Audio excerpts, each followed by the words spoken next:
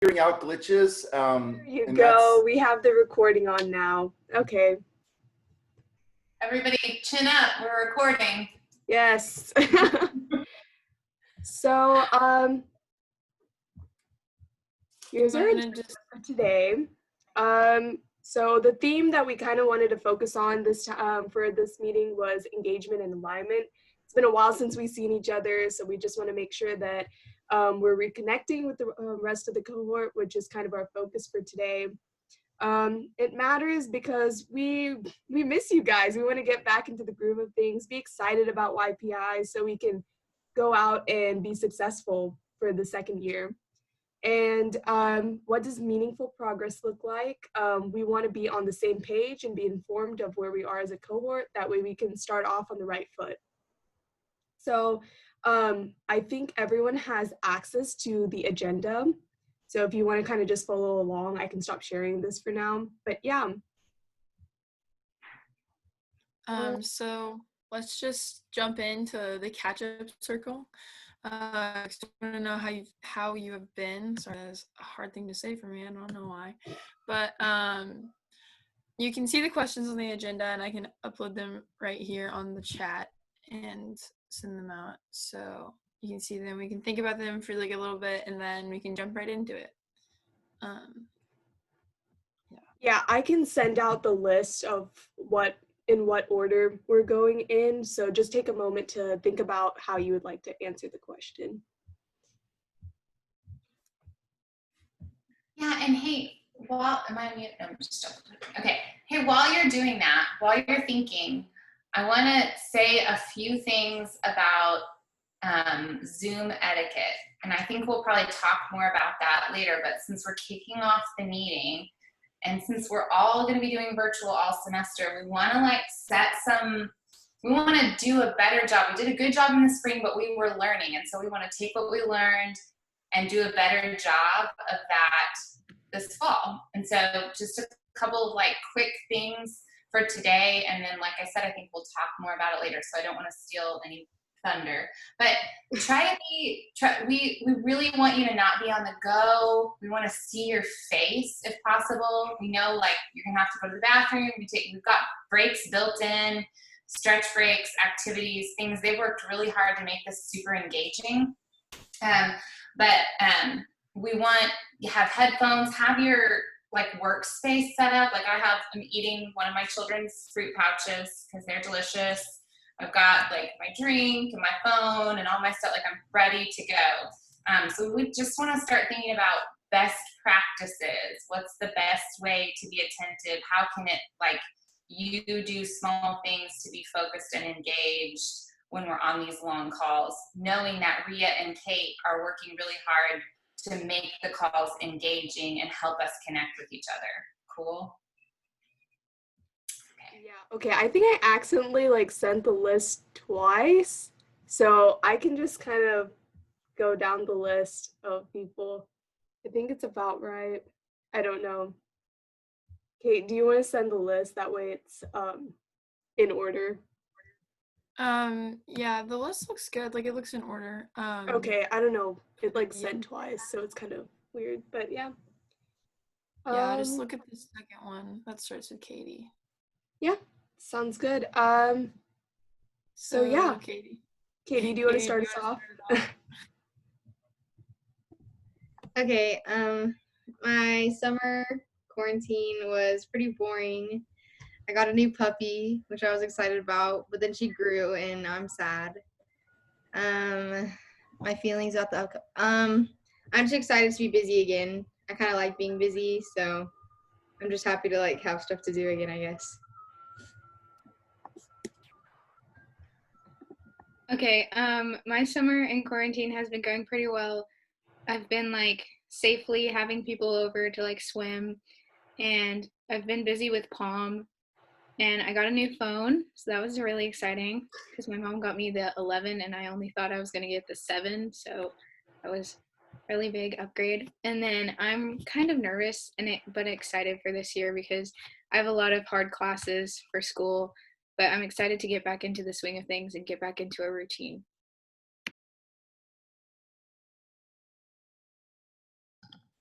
Okay.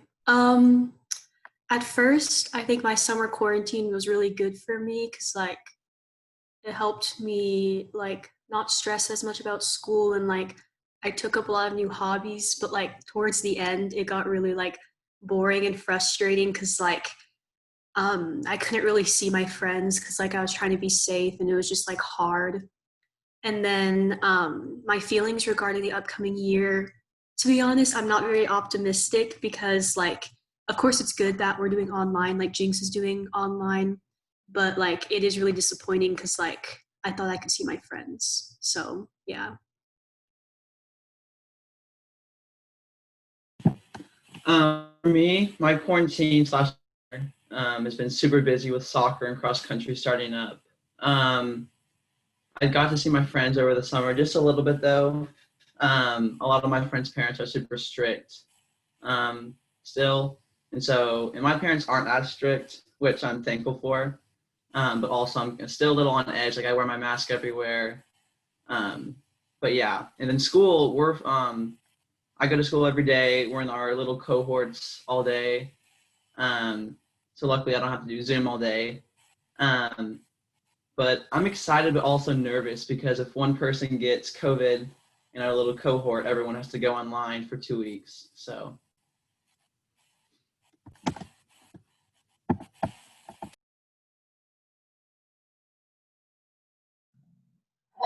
My summer in quarantine's been pretty boring, but pretty good.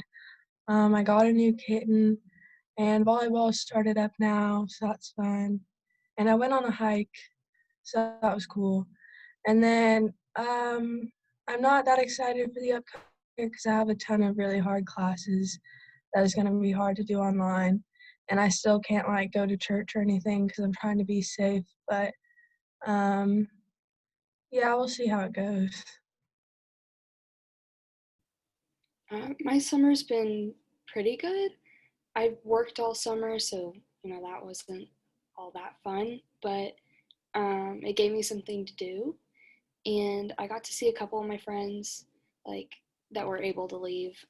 We kept our circle pretty small because my sister's super high risk, and it's always really nerve-wracking every time we go out, having to make sure that we all have our masks and that we're not touching everything and making sure we wash our hands when we get home.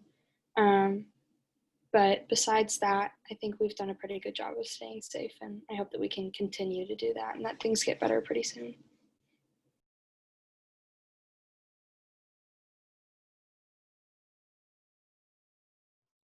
Austin's not here today, so Surya, you can go ahead. Well, my summer it's been pretty good. I've mostly just been staying safe and staying at home. I got a job this year. It's my first job, and working is pretty fun.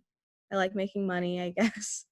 Um, School, I've been a little concerned because the school doesn't seem like it's very safe. I wanted to do virtual, but they kind of ignored my request for virtual, and then it was too late to sign up. And yeah, my classrooms are kind of large, surprisingly. But I'm just trying to do my part to stay safe and make sure that I keep my family safe and those around me. And about the upcoming year with like YPI, I am feeling really confident. I'm more comfortable on Zoom now since we've used it quite a bit like towards the beginning of the year. So I feel better using it. And yeah, that's it.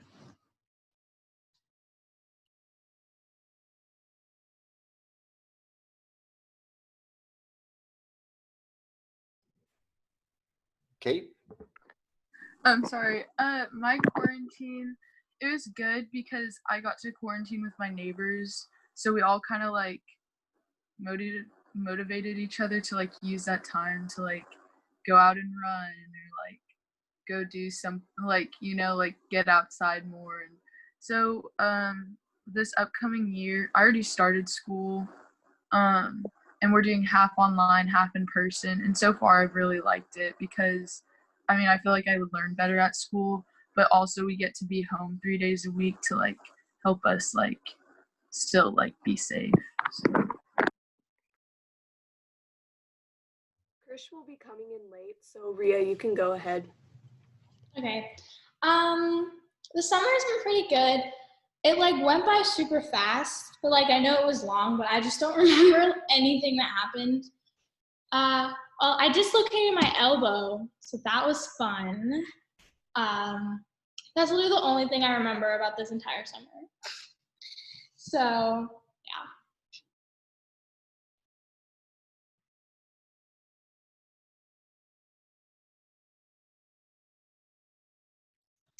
Well, for me, my quarantine was not as bad as like most people's experiences. I actually do like staying home a lot, and I'm more of a homebody now. I would hang out with like a very small group of friends, and we all like would just be at each other's houses. We don't usually go out in public. And then for regards to upcoming school year, well, school's already started for Jinx, and I'm very glad that it is online. It is a little bit more difficult to like get access to everything, I suppose. Especially right now, there are a couple complications with virtual classes, but I'm pretty hopeful that this will like grant me the opportunity to be more conscious of my time management, and I can be able to just have everything accessible at home and not have to go out in public and risk safety, especially for my family, of course.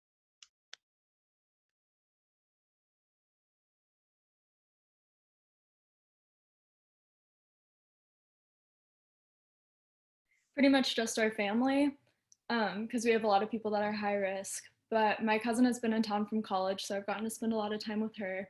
So that was really fun. And then for this upcoming year, I feel like I'm gonna have a lot of trouble staying engaged with classes and just everything online. So I'm kind of nervous for that. But my family is just starting to like open up, so I can see a few more friends now, which is really nice. So I'm excited for that part of things.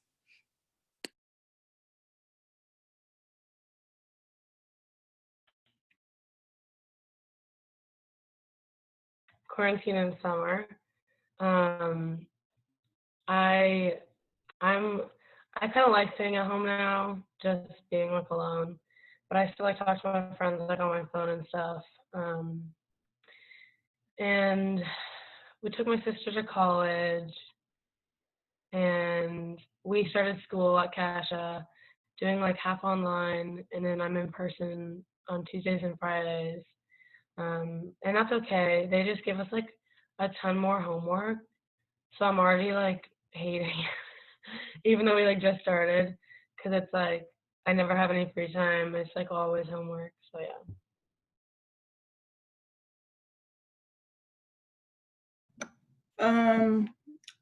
My summer in quarantine wasn't great. I worked a little bit, but then I had surgery, so I've been off for like 3 months, so I haven't been able to do anything.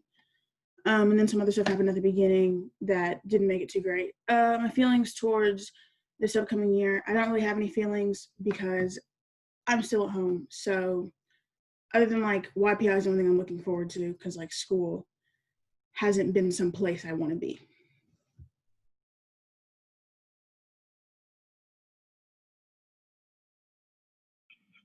I guess I'm up next. Sorry, my mic's not working, and for whatever reason, when I try to use an external mic, my video doesn't work.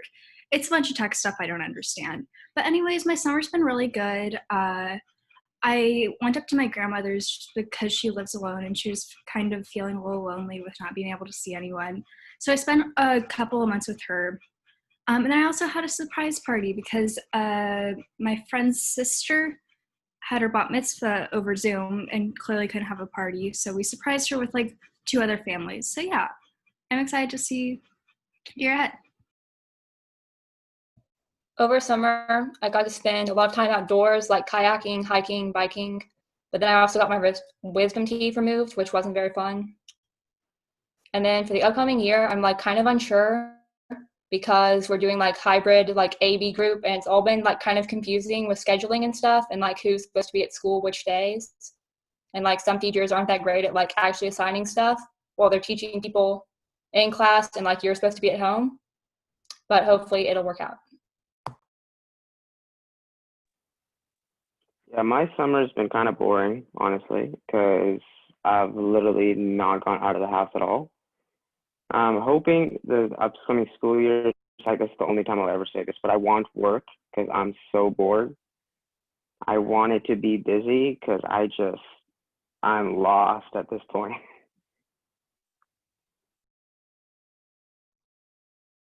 I don't think Leah's here, but yeah, I didn't really have much of a break with summer and quarantine. I just kind of school ended and then I started taking classes over the summer and then here we are. So I didn't really have much of a break, but I like being busy, especially because I'm not able to see anyone. So I enjoyed being able to have a purpose in a way. So yeah, my quarantine was pretty good. I tried to pick up a new skill, playing the guitar.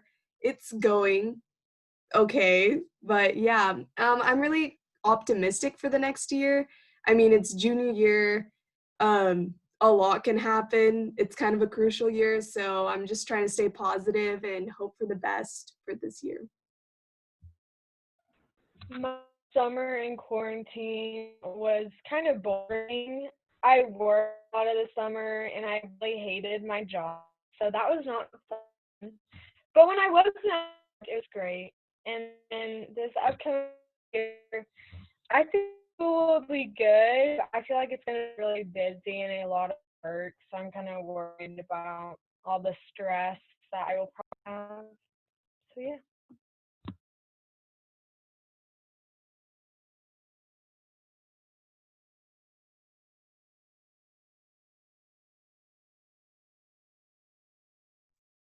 Okay, I'm sorry. I think my list kind of cut off when I sent it. Here's the bottom of the list.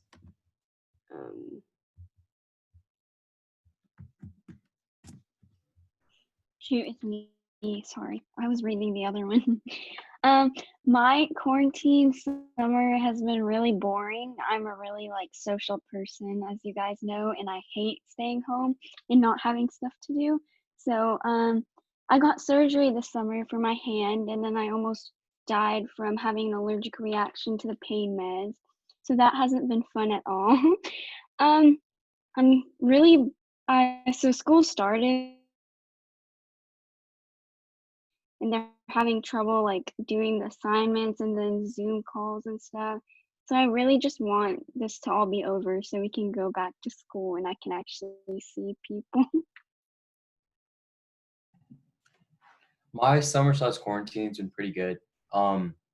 It was boring at first, and then so at the beginning I didn't realize the severity of it, and I hung out with people all the time, and then later it hit me how serious it was. So and then after it got really boring, I got to work on myself a little, and then this school year I'm actually looking forward to it because I get to see anyone since I'm doing in person.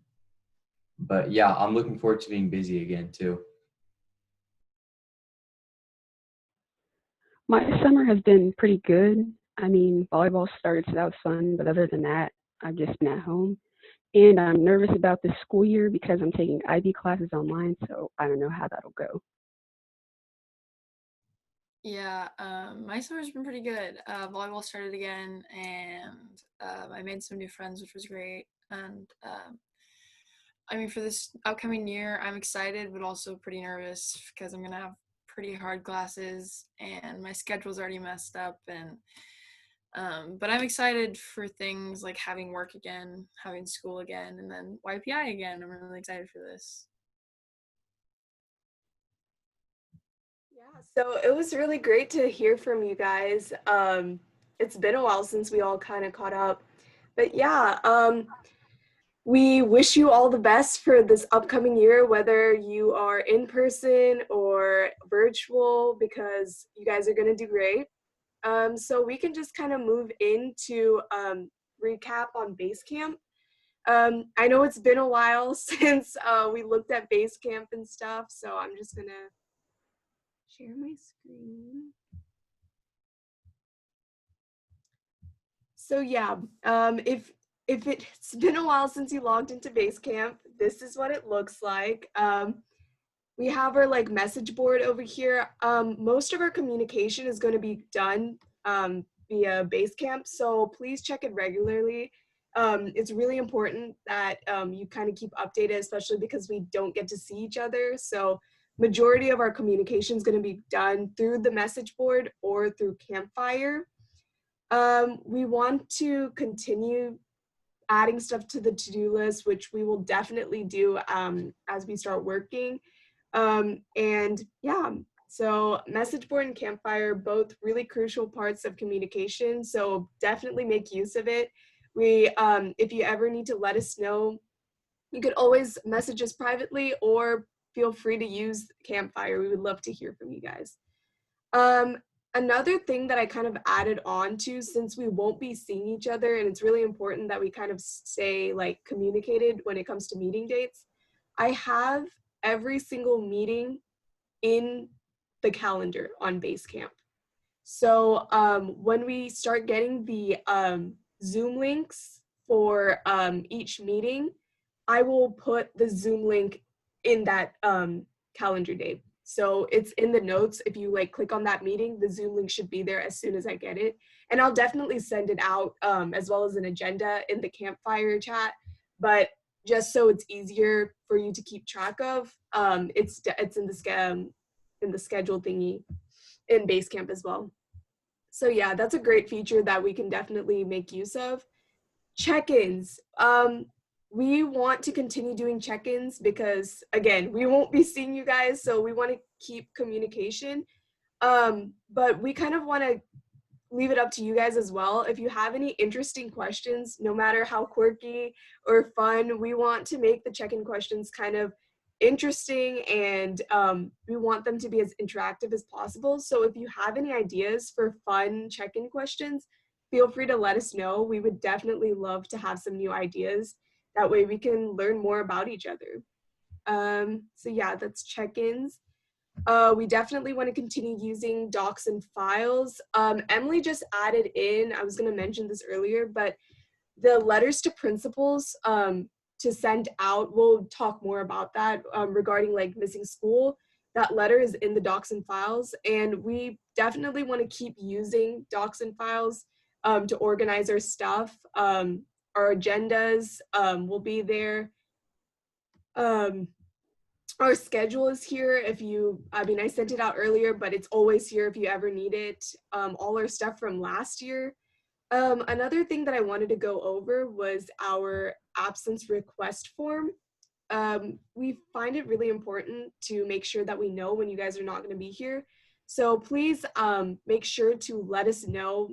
Just message us whenever you can't make it to a meeting, but also fill out an absence request form. It's in the docs and files area of Basecamp.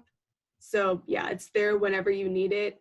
But yeah, communication is going to be really crucial during this time because we don't get to see each other often. So let's keep each other updated. So yeah, that's pretty much it. All that we wanted to go over in Basecamp. We're definitely going to be using Basecamp a lot more than we used to because that's kind of all we got right now. So yeah, get familiar with it. And if you have any questions, let me know. So does anyone have anything that they want to add, or if you have any questions regarding Basecamp? Yeah, Emily?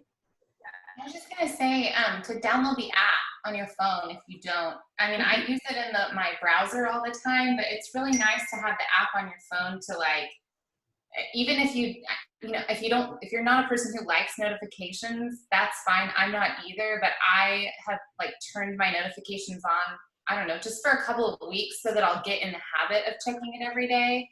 And then once you're in that habit, if you want to turn it off, but that's just how I've been using it lately to kind of get back in the swing of things. Because I wasn't checking it, over the summer every day either, so. Yeah, definitely keep checking Basecamp because that's where all our communication is going to be done. We'll try our best to message in the group me as well, but majority of our communication is going to be over Basecamp. So please make sure that you're checking it regularly and making sure you're getting those notifications because we would hate for you guys to miss out. So yeah, that's about it when it comes to Basecamp. Any questions? I want to say some things. Because I was listening to what you all were saying during your check-ins, and it doesn't sound like the online world is particularly exciting. It doesn't sound like you're going into this and just, as a group at least. And I get it. I totally do. And I don't know I can't say or do anything about school stuff, right? But this is a place where we can do something about, this group here. This isn't run by a school. It's really run by you all. I mean, you've seen it so far. Everything you've seen so far, I've just been chilling over here, It's been nice. It's like I'm watching a reality TV show of some of my favorite people on here. One of them is the sassy one you love to hate. And so you get to create this. So you're not a victim here, you guys. Wake up. This is your place, and you're each other's kind of people, So I know we've kind of built up a little corrosion, sitting still and in our isolated towers of Corona, loneliness. But now we're kicking off YPI. We are an organized activity of really cool, dynamic people, and we're trying to do something nice in the world, and I think the world needs it. So don't apply the same rules you apply to school to this. Don't go on automatic pilot. This is a place to participate and make it what you want it to be. Anyway, that's all I wanted to say. I thought that was a pretty good comment. Yeah, we definitely want YPI to be that one constant, because especially in our world right now, everything's changing. So we want YPI to be a constant factor, because we're not just a team, we're a family. So we're always here whenever you guys need us. Because we're a family. Yeah, Definitely. So with the update camp, we should get into the update on Miro. So let me go ahead and screen share.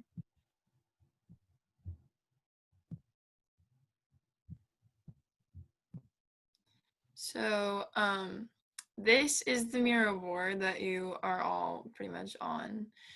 If you're not on, please hop on. That'll be very nice. Let's see. Wait, what did I just do? I'm sorry, did I stop screen sharing? here, I can share it if you want, or Here, I'm back on. Sorry, I thought. Never mind.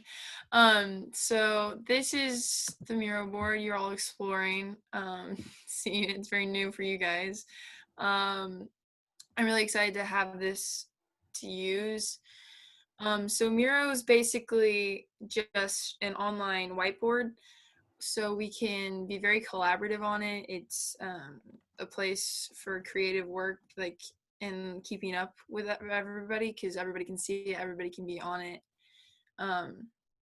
There's a lot of features that Rio will get into, but like right now you can see all of our frames and everything, and seeing you all move around is really exciting. That's one of the things I really like about it. You can see how other people are working, where they are. And so this is such an exciting tool to have. So I'm gonna bring everybody to me, and this is the main dashboard right here. This is a new thing that we're gonna have, and it's gonna just be somewhere where you can go on it and see how we are and what we're doing, and it's to keep accountability. So some of the things that will be on the dashboard are like a burn down list, which is kind of a to-do list that will go down, and it'll definitely help with accountability, keeping it all in one place so you can constantly see it. It won't move. And then we'll have the current focus over here. So this is, and the budget over here, because last year we didn't have that. We wanted to be able to see it, so you guys could see it, so you won't be worried about it. And then the notes for the next meeting. So Miro is just a very exciting tool to have, and I'm very excited to be able to use it. And then Ria, you can get into all the, I'll let you screen share so you can get into some of the features that we're going to be using.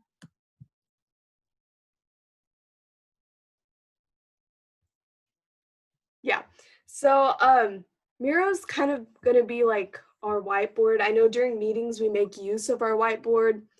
So we really want to keep that constant with YPI because it's really important for us to visualize.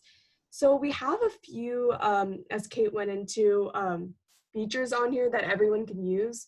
For starters, the sidebar is going to be really important. So this button's the select button. You can definitely play around with it to kind of see what you can do. And then there are templates.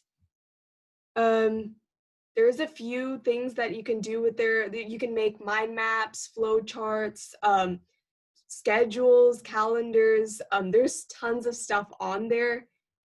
So again, I definitely encourage you to check it out, explore a little on Miro because it's really, really interesting. But yeah, there's tons of different things you can do on there, tons of templates. So that's the template section. And then here is text. Oh.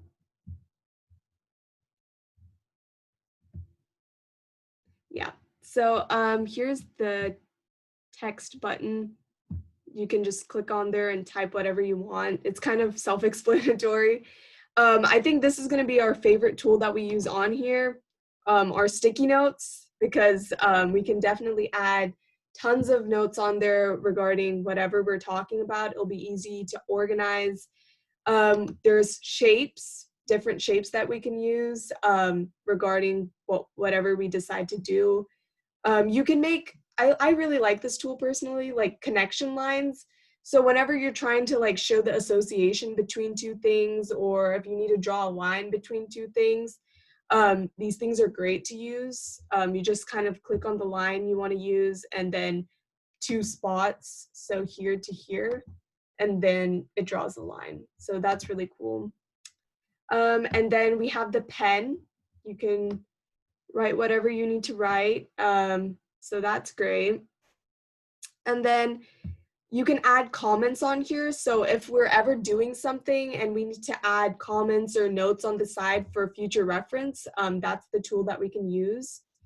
We have frames where it makes it easier to go to different spots on the board because sometimes the board is like so spread out, it's hard to kind of like scroll around every single time. So you just kind of go to the side here and all our frames are on the side and you can just click on it. And then you can add frames based on where you are on the board. This is the upload button. So if you ever need to upload photos, files, anything, we have it right here. So you just click and upload whatever you need to upload. And then here, there's a few apps that you can use. I don't know which ones we would use the most often, but perhaps like tables and charts and Google Images. But yeah, that's just a few of the many features on Miro. There's a map here. On the side, you can open this note little bar thingy, and you can add notes. They have like to-do lists, all sorts of stuff. There's tons of stuff on here. So yeah, that's kind of a few of the many things you can do on Miro. And yeah, there is an app for it, so it's easy to use if you have the app. But yeah, I definitely encourage you guys to explore Miro, kind of get good at it because we're definitely going to be using it a lot this year. Any questions? Or even just reactions to it. Yeah. I'm just curious, what's your reaction? Has anybody heard of Miro? What does it look like? What are you, just reactions. I mean, I've never heard of it, but like with the thing, like with the whole introduction that we just saw, I think it's going to be really useful just to keep ourselves organized, especially since we're going to be online majority. It'll be like really helpful to see exactly what we have to do and just to help keep ourselves organized. And yeah, for one thing, this is not this is our mirror board, so we want everyone to contribute to it. It's kind of like a working, living thing on its own. So we want to make tons of edits to it, just trying to make our mirror board as beautiful and as updated as possible, because I think it would be a really good feature to use to make sure that everyone's on the same page and be able to visualize what we're working on as a team. Yes, and if it seems like daunting right now, that's totally like okay, because when I first saw it, I was like, whoa, this thing is huge. I could totally get lost on this thing, but after a while, you just kind of get the hang of it.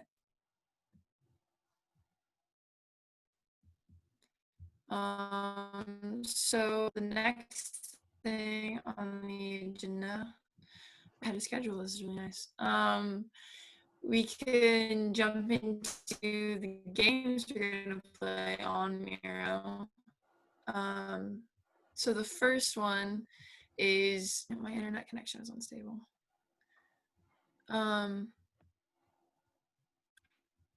If you can't hear me, please say something, like type in the chat, because I don't know if my audio is working very well. It's doing okay right now. Okay. Like showing, like we'll tell you if it starts lagging. Okay, cool. So the first icebreaker It's lagging. in Miro is the one-word icebreaker.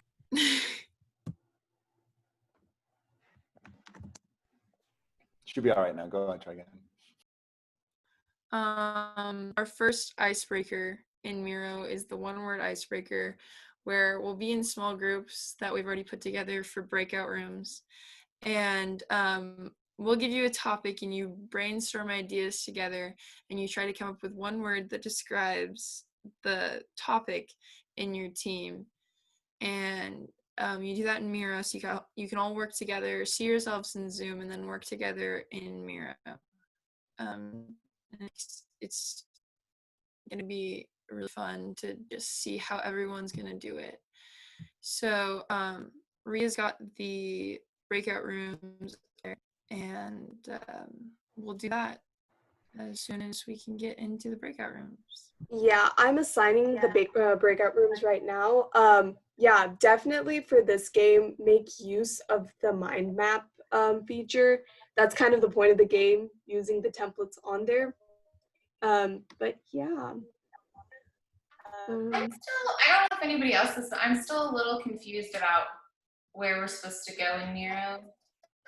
Okay, yeah, I'm gonna bring everyone to me. If you look in the frames section, it's listed on there. So this game is called One Word Icebreaker. So when you click on the frames section, if you scroll down, there's a frame for each team. So depending on the breakout room that you're assigned to, click on that frame. Gotcha. And then there's a frame that says instructions. Why don't you show us? Just walk, because that'll work best. Share your Sounds screen. good. Yeah. Yeah. Let me just screen share this real quick.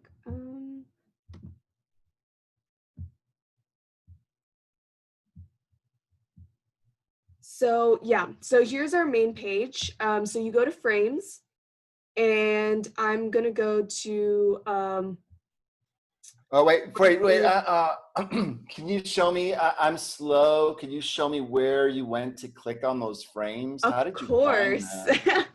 So yeah, you can see my cursor, right? Yeah, is that the one that's going to go down to the bottom left-hand corner of the screen? Yes. And you click on that first icon that looks like a square with that one? Oh, that's where you're clicking? That one. Oh, and it pulls that up. Okay, And that it pulls helps. up all our frames. Yep. So when you scroll down, you have the frame that's called One Word Icebreaker. So I'm going to go to the general, and I'm going to bring everyone to me.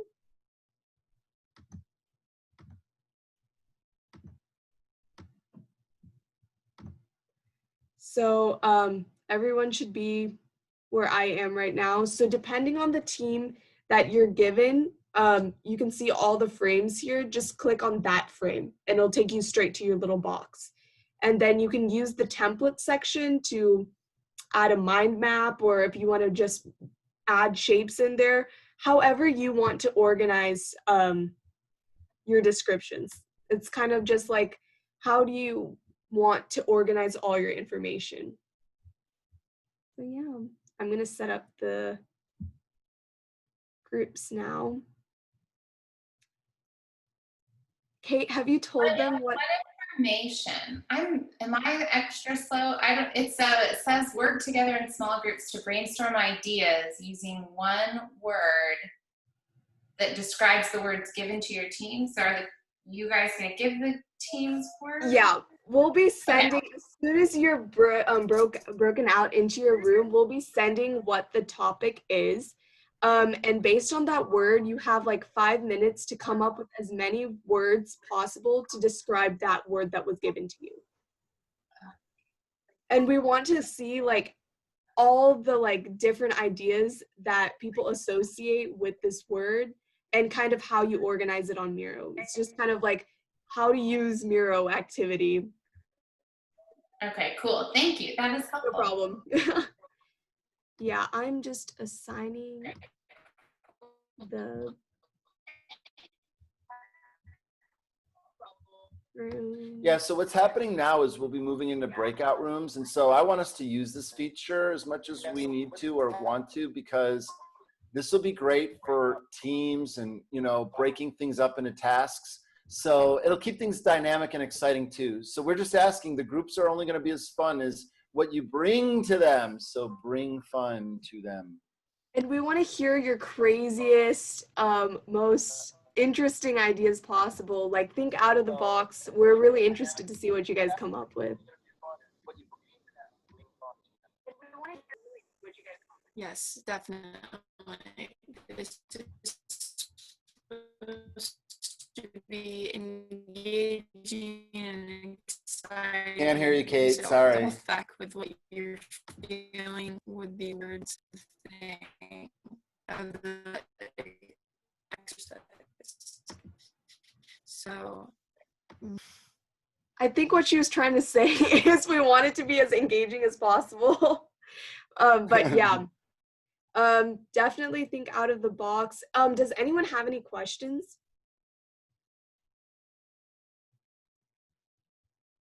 Yeah, Ria, go ahead.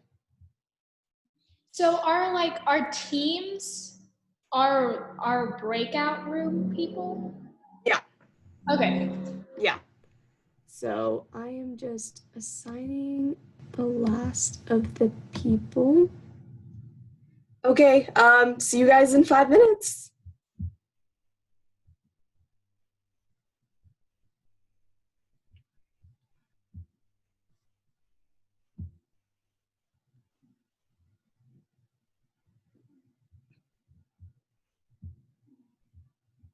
Hello. I'm still here. Yeah, I'm trying to enter my room. Let's see. Yes. Okay.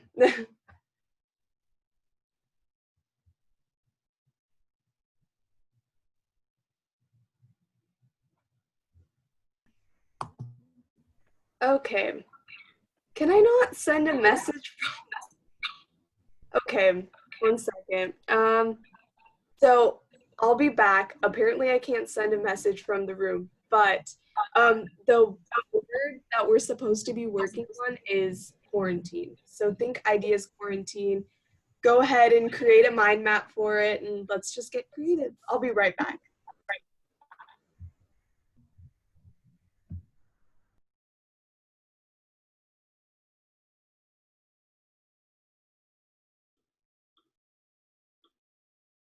Hey, I was just about to text you because it looked like when you disappeared, the breakout room like controls came to me. Yeah, I was wondering why I couldn't send the message. So I think we have to switch hosts now.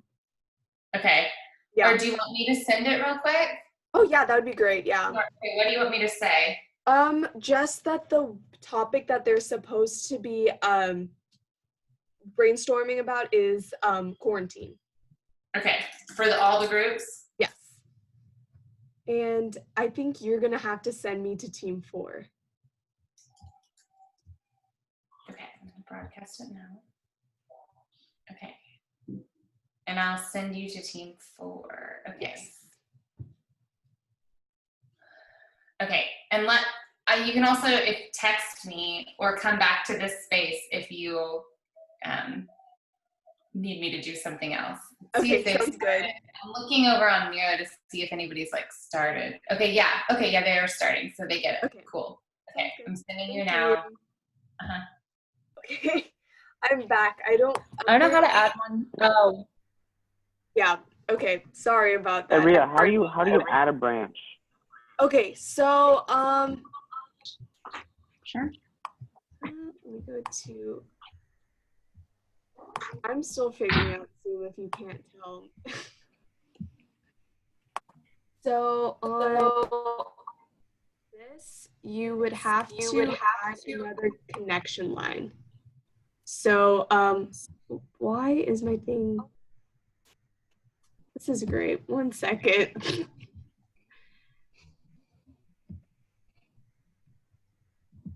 Yeah, so you add a connection line from whatever point. So if you want to add it from here, add it from here, Gotcha. like here, and then add another like word or something. So that's kind of how you add the like connection lines off of it. That did not make it like that. I know, they make the weirdest lines ever. It's so annoying. But yeah. How do you make multiple though? So, what are we thinking? Yes, definitely boredom. Inside. I'm gonna stop sharing now. Okay.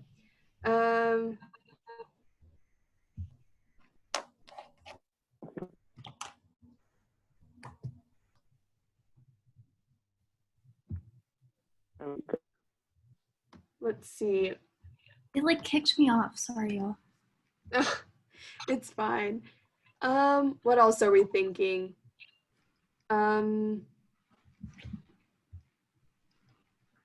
Masks. Yeah. What? I can just like kind of type stuff in there. I got it. Oh yeah, that'd be great. Yeah. Yeah. What else? What else have you guys done over quarantine? Hand sanitizer. Yes, hand sanitizer. Toilet paper. Yes, toilet paper. That's amazing. It's gonna be, yeah, definitely need that on there.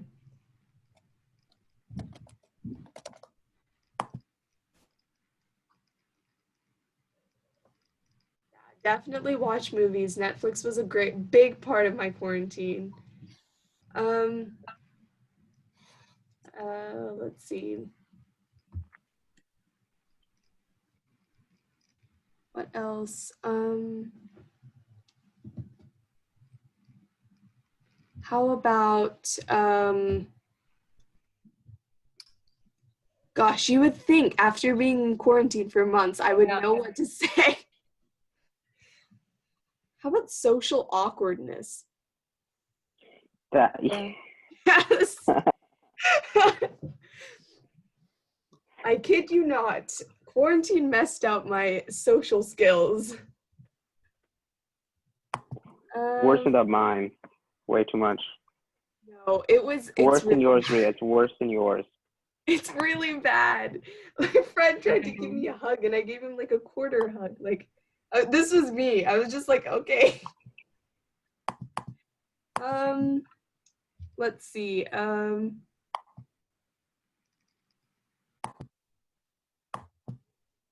Netflix party.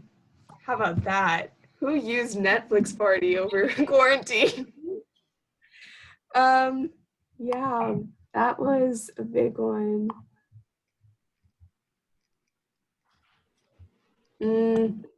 FaceTime. That was crucial. And we can't forget Zoom. We have to add Zoom on there. Definitely.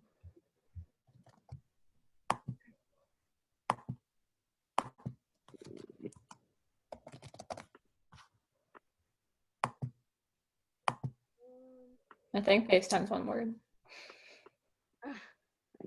Have it on there twice. Let me delete this one.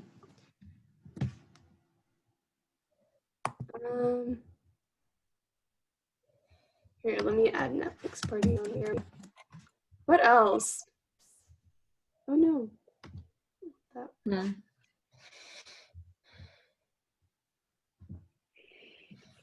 What is inside isolation? What do we do?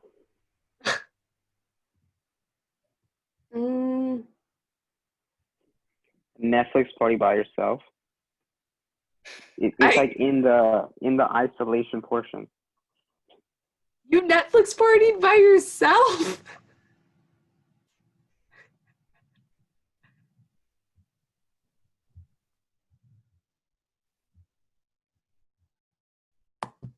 Oh, I think Arjun froze. Okay.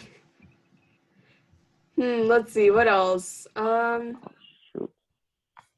What the heck?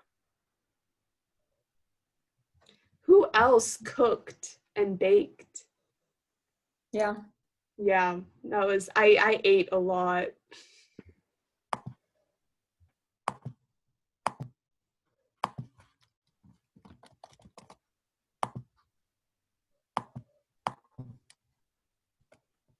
Reading.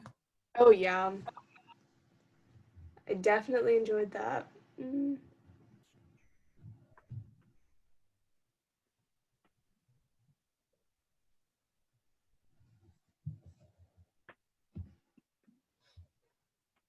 How do you color the lines? Oh, I got it. I'm down. Okay.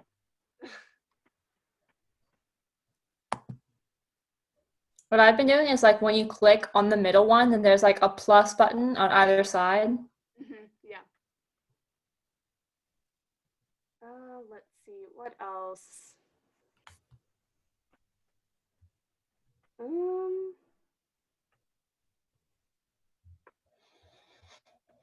Did anyone else go outside a lot more? Like stay outside? Yeah. With nature? Getting our nature on? No. I've literally not been outside. You need to go outside. It's nice outside. No. That makes me think of something. What's the name? Our breakout room will close in a minute. I think we have a solid. We can add like last minute things in there. And also, who would like to share for our group? Come on, who wants to share for the group?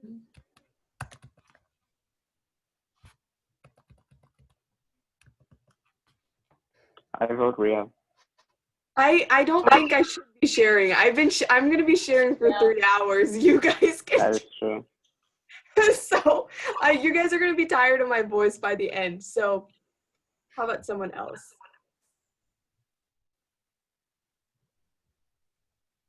Okay, Arjun, how about you?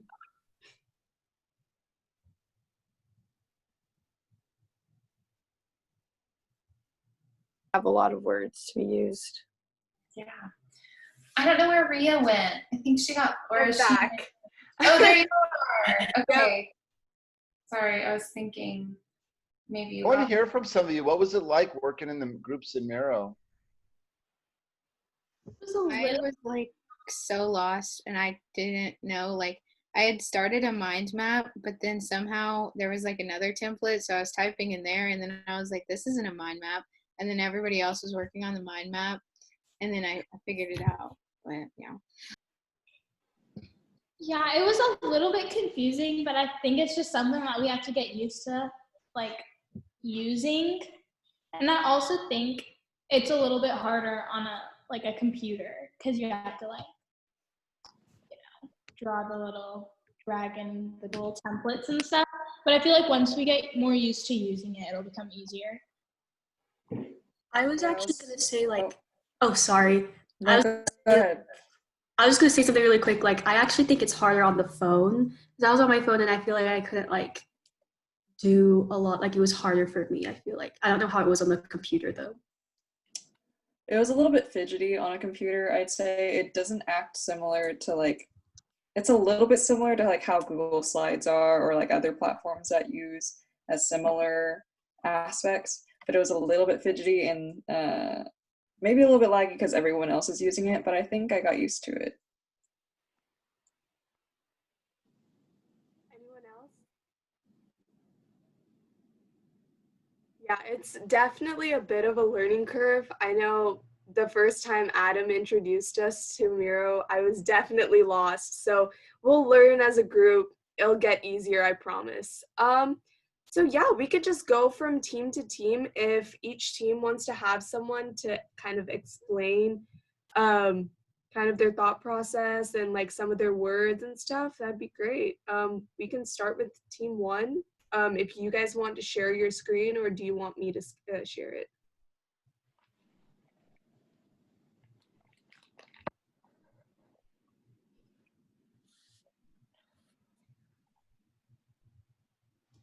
Okay, I can just share it and like go to each team, and then yeah. So team 1, blow us away. Let me go to your frame.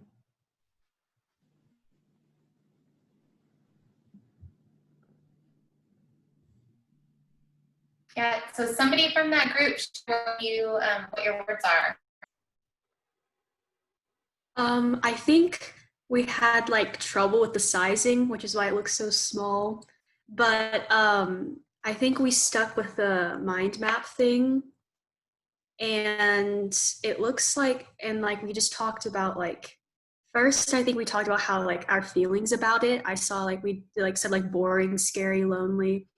Then like I think it was Caleb, he started talking about how like we could talk about things we did. So then we talked about like TVs and movies, and we talked about like how a lot of people like started exercising during quarantine and stuff like that.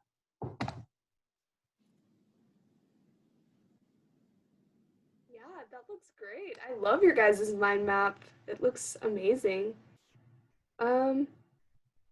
Yeah. And the words on there, definitely true. It was definitely scary and boring and lots of TV, lots of Netflix. What is Netflix Party?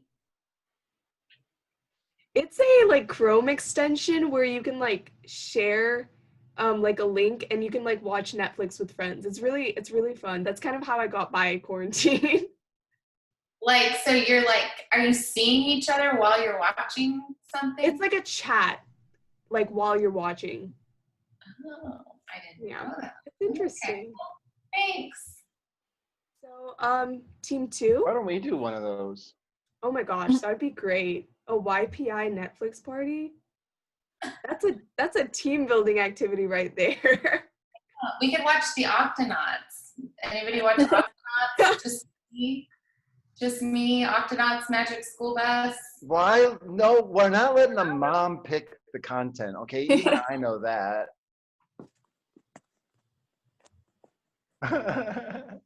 Anyway, back to the schedule. Back to the real stuff before people distracted us. Yeah, so team 2, go ahead. So we actually had a lot of contradictions where like some people thought it was boring, some people thought it was fun. Some of us were productive, some of us were not at all. Myself included. I was very lazy. But we kind of just, said the first thing that came to mind, and we got a lot of words, but a lot of them contradict each other.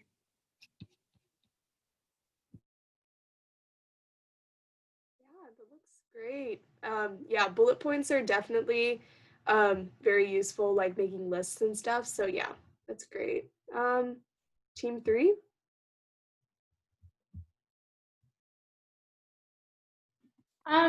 Well, we first tried doing the mind map thing, but it was like super tiny and it just wasn't working. So we switched over to like a list. And it's the same thing as team 2. A lot of our words contradict each other just because I think it was like a different experience for everybody. That's why we put the word roller coaster, because like there's a bunch of different ups and downs to it. And there was definitely parts where it just got super boring. But I feel like in the beginning, you kind of find a lot of stuff to do, and then as it keeps going on, it got more and more boring. So. Yeah, that looks great too. Team 4.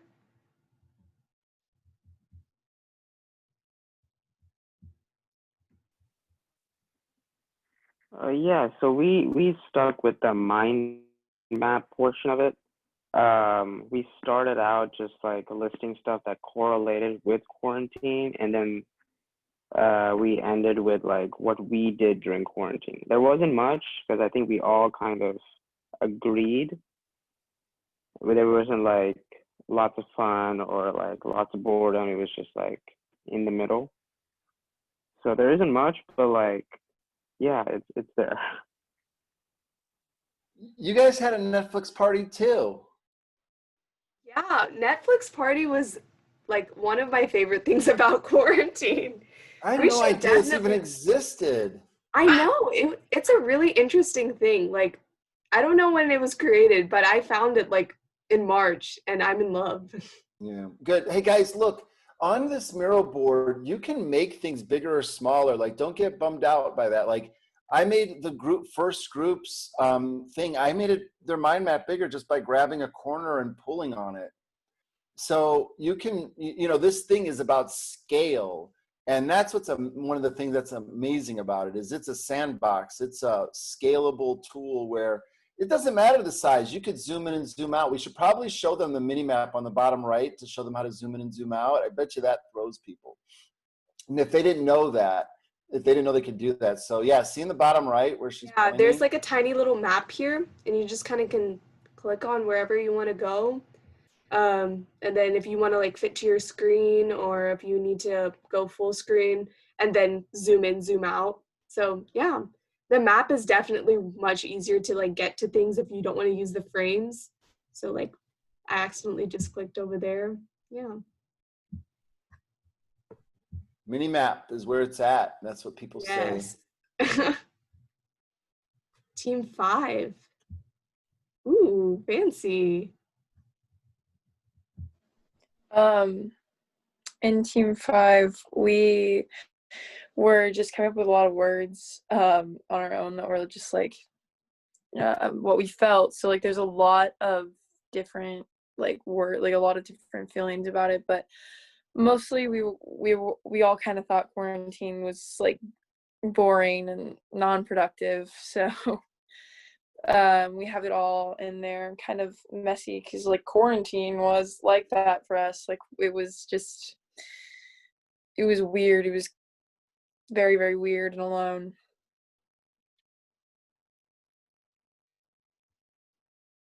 Yeah, it looks like you guys are definitely getting used to Miro.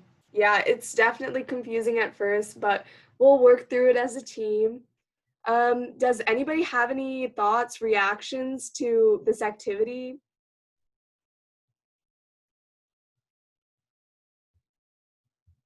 Miranda?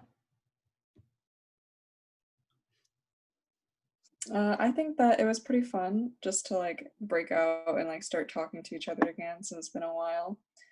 Miro is definitely new for us, so it's a little bit fidgety at the moment, but I think that slowly we'll get used to it. Just like the main issue is probably scaling, honestly. Like that was really fidgety, especially on my side. I could not, for the life of me, it took me like 2 minutes to figure out how to make a text box bigger, and I was like, but I think it was really fun. Anyone else? I like that we can see like everybody's cursor and where everybody is and track people. Mm-hmm. Yeah, and you can bring people to you. If you click on yourself, you can bring everyone to you. So it's kind of a little of a power trip, but if you need to show someone something, there you go. It's there. Show them how to do that real quick if you haven't yet. Yeah, sure. So I click on myself, and then bring everyone to me. And then if I want to bring only certain people to me, I can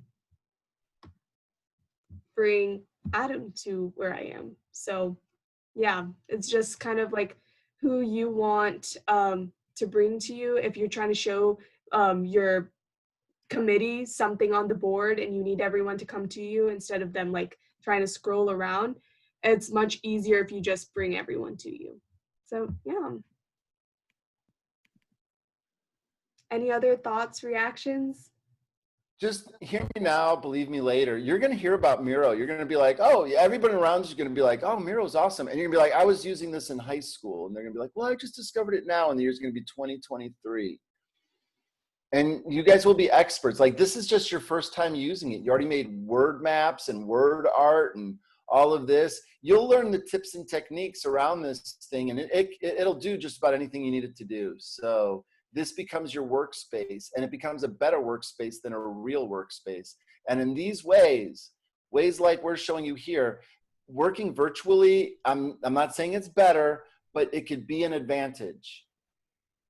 And that's what we're trying to teach you guys to do. Let's learn how to work virtually together, make something happen while everyone else is still just yawning their way through online classes. Mm-hmm. Power to the people.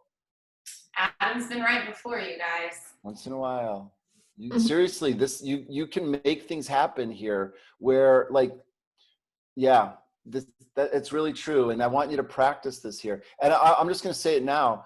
I want you to really reflect on if you're up for it, because I would rather, you could see how with so many people, it gets a little unwieldy. So if there's too many people and a lot of those people are fans on one that are off on other screens, they'd rather be looking at other things, they'd rather be on social. If that's where you'd rather be, go. Don't bog down the group. And, but for those of us that want to engage this fully, let's do this. Learning to work online, this is where it's going. This is where it's going to be more and more often. So learning to do this effectively in a way and productively, and learning how to make groups work, these are going to be skills people will pay for. If you're worried about your future, what we're doing here is preparing you for your future better than what the schools are trying to figure out right now. I'm just saying. They're refiguring out the education system right now. So I think everything's kind of in a stasis mode. If it's been feeling that way to you, it's because, yeah, that's what it is. And I know you're still like, well, I want to apply the old rules of excelling and being good and winning the academic game.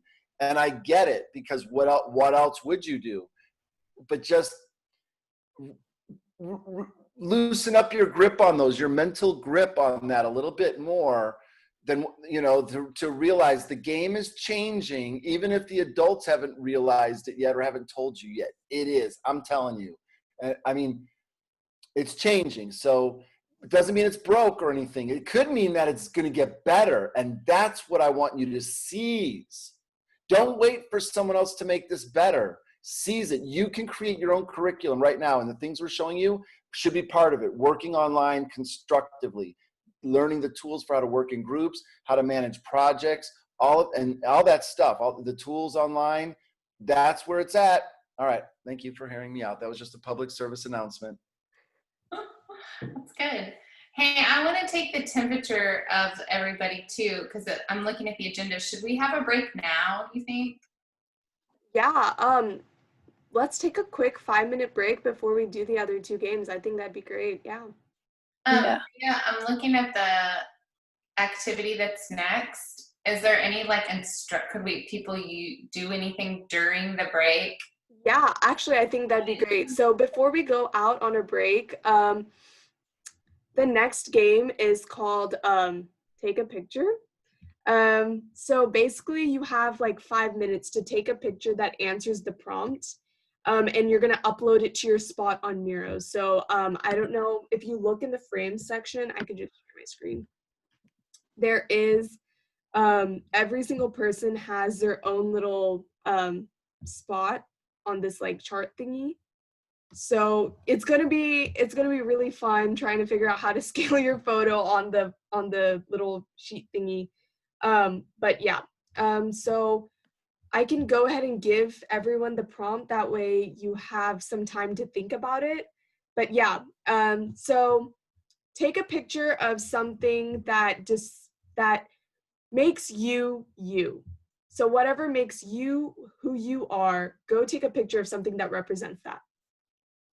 So yeah, we'll see you in 5 minutes. Start working on it, take a break, think about it, and then we'll give you 5 more minutes after the break to upload your photo. Don't log off. Just like stop your video and mute. Yeah. All right. See you in 5.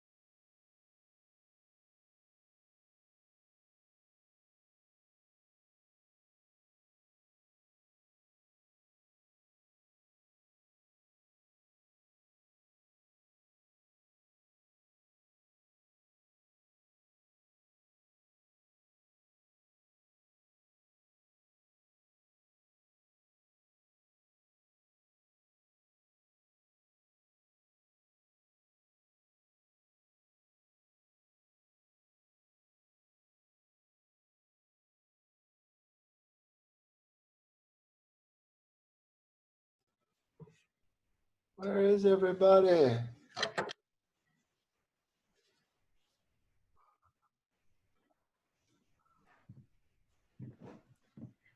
Yeah, I think everyone's just kind of working on getting their picture uploaded right now. So yeah, keep working. Nice. Yeah. I'm gonna go take mine. Sure, do it. Do it up.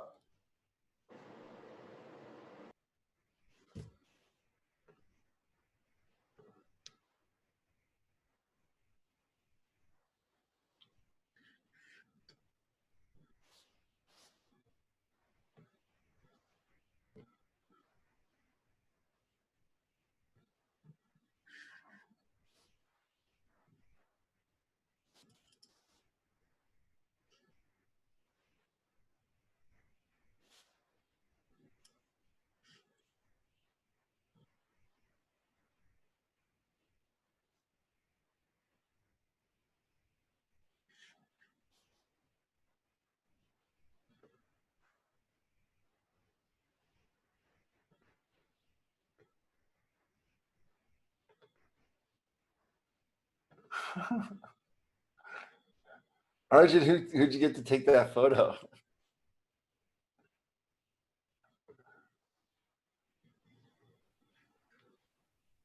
That was my grandmother. I'm not at my house, so there's not much I can do. But Yeah, but that was good. That was very innovative. Or as I like to say it, innovative. I don't know. I've never I said would it. have done like something with my piano or like my console or something, but I'm not at my house, so I can't do it. I know, but you still represent it. I'm impressed. I'm impressed. Also, I've learned the origin of your name.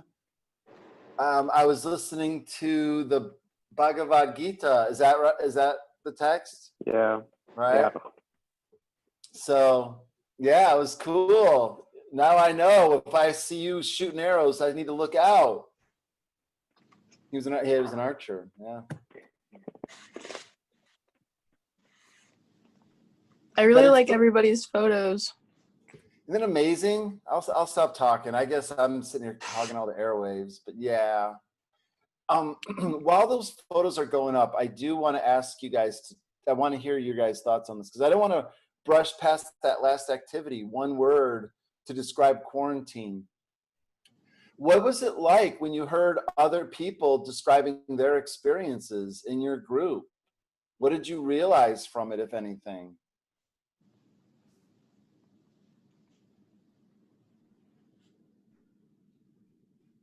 A lot of people had similar thoughts as me, especially in my group. Everyone kind of was like, it was boring. We didn't really get to do anything. And then I saw the other people's groups, and there were people that actually had fun and did stuff. But yeah, so it's like a lot of different thoughts. Right? There's similar thoughts and different thoughts, because those of you who are feeling a certain, whatever your mood was, you seem to have found other people who shared a similar frame of reference. And yeah, any other thoughts on what you've heard when you were discussing?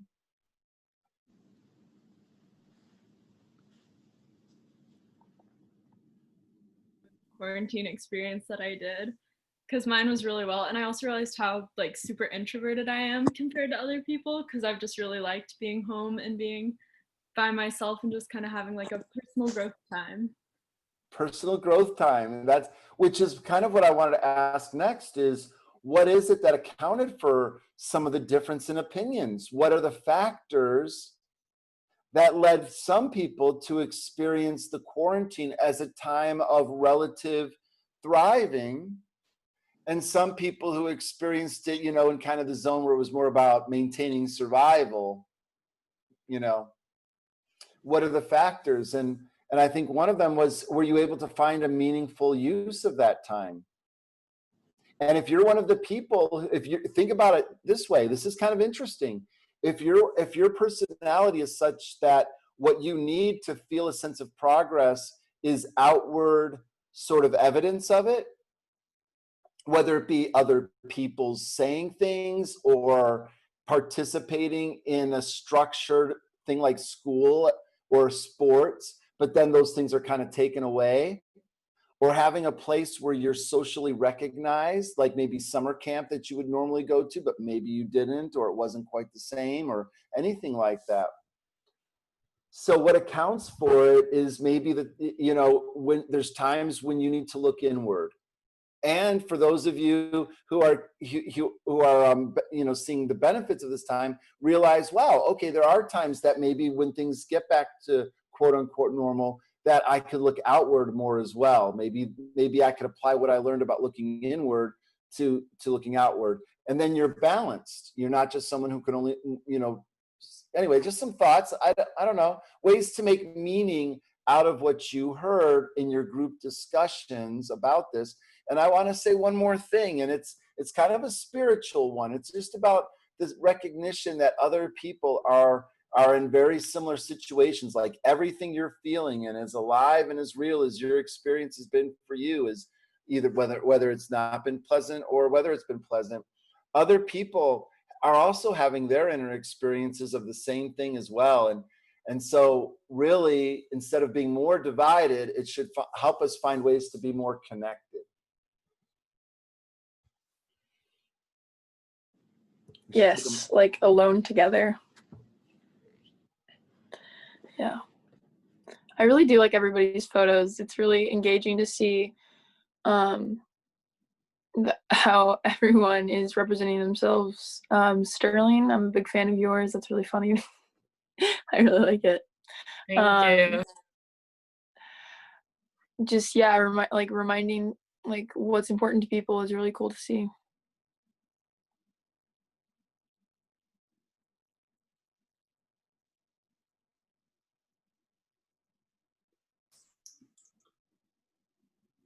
I want to hear a couple of you share why you like Kendall is a picture of Kendall holding a banana up.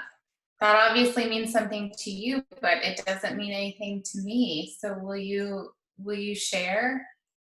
Yeah, we could actually just kind of go down the like list, and everyone can kind of give like a tiny spiel of like why they chose what they chose. Yeah, let's do that. Yeah, is everyone ready? I can't really see them. It looks like we're close. Yeah. I just looked up and Deani was going.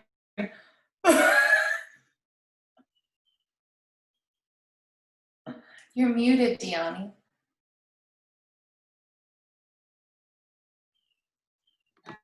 I am so confused right now. I'm trying to upload this picture. I don't know what I'm doing. Don't mind the faces I'm making. I'm just very confused. You just keep checking while we're talking and message somebody too. You guys can help each other. Yeah, to share, like to upload I need help. pictures, you can just click this button. Deani, you're muted. Oh, I said I need help. Like I actually need help. I'm very confused. Okay, so to upload a photo, you just press this button over here. It's like a square with an arrow going through it. Press upload your device, and then you can choose whatever you want to upload. Or you can like drag it to your square and it just kind of like sizes itself a little bit. It might be a little bit easier that way.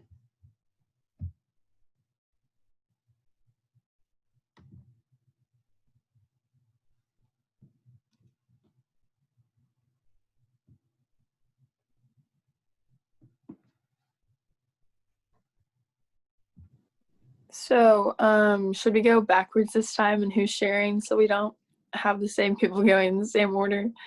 I don't want to make people do it again. So I guess that makes me starting. Mine's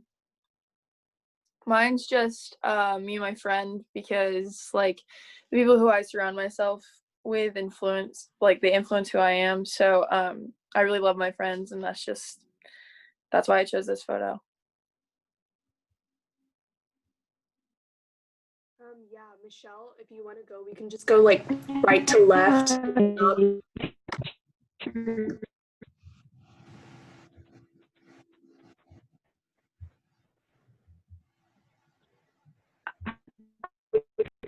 My mom you personality. So, yeah.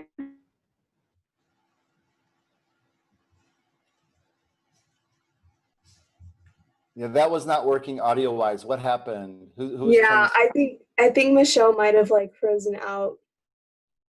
Okay, we All can. right. Yeah. Okay. Very good. We can move on then. Mine was just gonna be a photo of a soccer ball, and I'm having trouble getting it into my grid. But yeah, basically, I just usually in my free time I'll just play soccer practice, and that's why I chose it. So yeah. Mine is my bullet journal. That's really what's been keeping me sane during all of quarantine. And I got surgery, so I can finally bullet journal. So, yeah. Mine's my Bible. I do Bible journaling, so it's like art and my faith. But yeah. Was that you, Ava? Yes. So I'm the one who's been decorating yours for some reason. I've taken an interest in putting it on a background, and I was just putting these little icons on there, you know, and I was looking for what's next. But yeah, I don't know. I was just having fun with it. So cool. Anyway, that's all. I hope you don't mind. But if you're wondering what's happening. I don't. You flipped it around the correct way. I couldn't figure out how to do it. Yeah, there's a way you can spin anything around. There's a little, if you look for it, if you click on an image, you'll see a little handle that'll allow you to turn it any way you want to. So yeah, anyway, back to the regularly scheduled program. Just wanted to put it, I'm putting in little tips, little pointers. Yeah, Kendall, if you want to go ahead.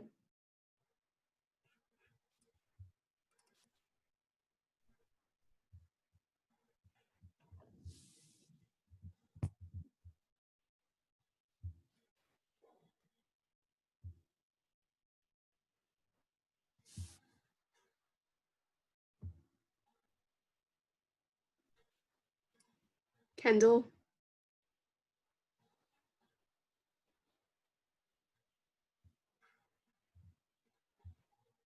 Sorry. So I just really like bananas, and it's the first thing I found on my computer. I love it.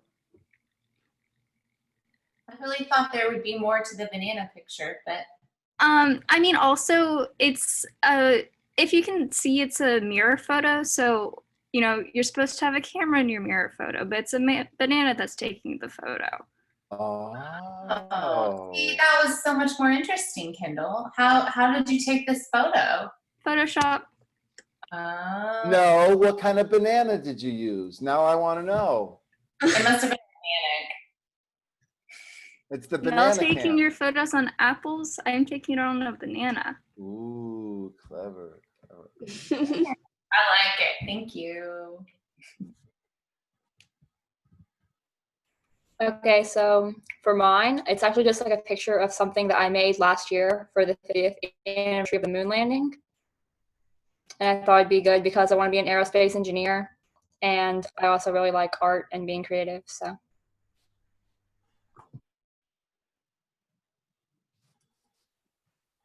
For me, the first thing that came to mind was that I'm a very lazy person, so I just thought I'll take a picture of me sleeping. So yeah, that's about it.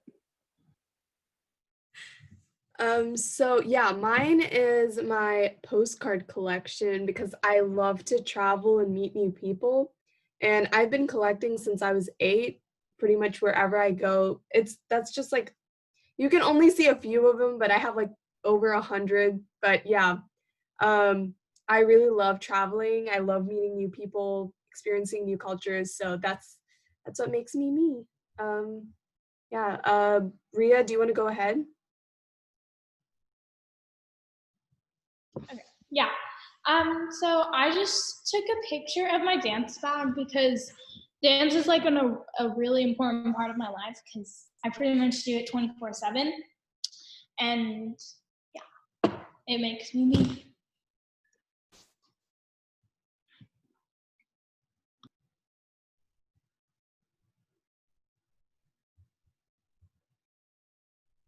Miranda?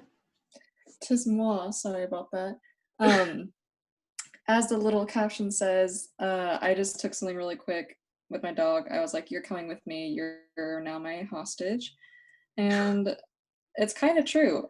I feel like I am pretty neutral about most things, but at the same time, I'm not very perfect about it. So, not perfect quality, but I love dogs. I also love my plants. You can see them in the background.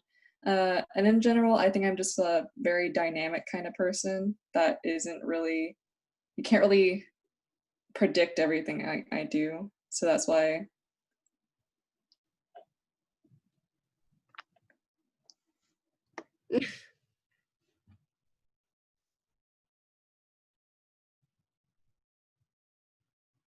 Is that catching on? Are people using their alignments on things like the Dungeons and Dragons alignment?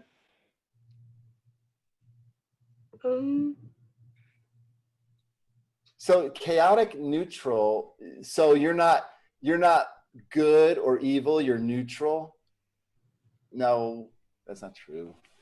Your alignment is. We need to autocorrect your alignment, or I need to know more about you and find out what's going on. It's either I'm chaotic neutral or chaotic good. It's one of them, but sometimes I feel a little bit mischievous, which is why I think I'm more on the neutral side. Chaotic lawful. Wait, hold on. I don't think. Yeah, we'll work on this. All right, we'll do a little lesson on Dungeons and Dragons applied to real life. Anybody? I don't know. It'll be mandatory, so y'all have to take this class. You'll need it for life. You'll just need it. No, I'm just kidding. All right, back to you guys. I like the D&D stuff. Carolyn? Okay, I did my Bible and my yoga block because those are two things, my religion and then yoga, that have just like completely changed my outlook on life and just make me who I am.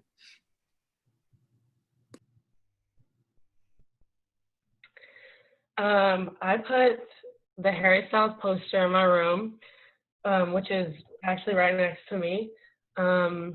I grew up listening to One Direction and Harry Styles. The One Direction poster is in the back if you can see it, but I just really look up to him and he's a really good person. So yeah.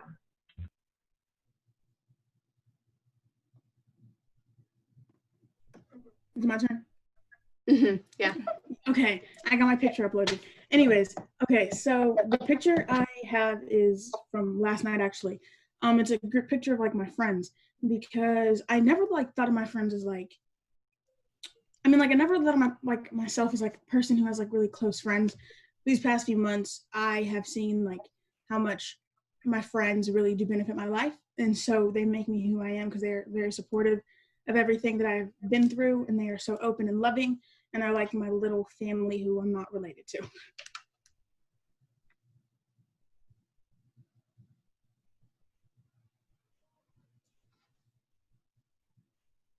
Krish, do you want to go ahead? Okay, yeah, I was confused if you wanted me or Alex. Okay, so I chose a tennis ball and a bunch of tennis balls and a tennis racket because recently I found an eager, deep passion for the game. I've been playing a lot more, like almost every single day in quarantine, and it helps me, get rid of my anger. I feel more calm and peaceful after the game, and I just love the sport. So that's what I chose for my picture. For mine, I took a picture of my cross country spikes because cross country is like a big part of my life. I met like all of my like really, really good friends in cross country, and yeah.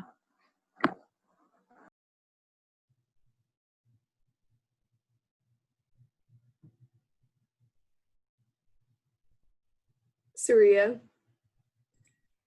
I chose this picture of my friends and my little sister. Well, I don't really have many pictures that represent me. I didn't know what to choose, but I chose this picture because I think I'm around, since I'm at school, I'm around my friends almost more than I'm around my family. But my friends are kind of like my little family I have outside of my own home, which is why I think my friend, I only have like a certain, like a set group of friends that I only really talk to, which are the friends in the picture. and like they're just so much fun to talk to, and we just click so well. So yeah. I chose a little map that I have in my room. It's a cheap little Hobby Lobby map. It says Adventures in My Soul because I really love to travel a lot like Rhea. I've been traveling pretty much my whole life. It's something that just brings me so much joy, getting to experience the culture of new places and the food and the people and the music and just everything about how other people live. And I feel like it makes me a better person too.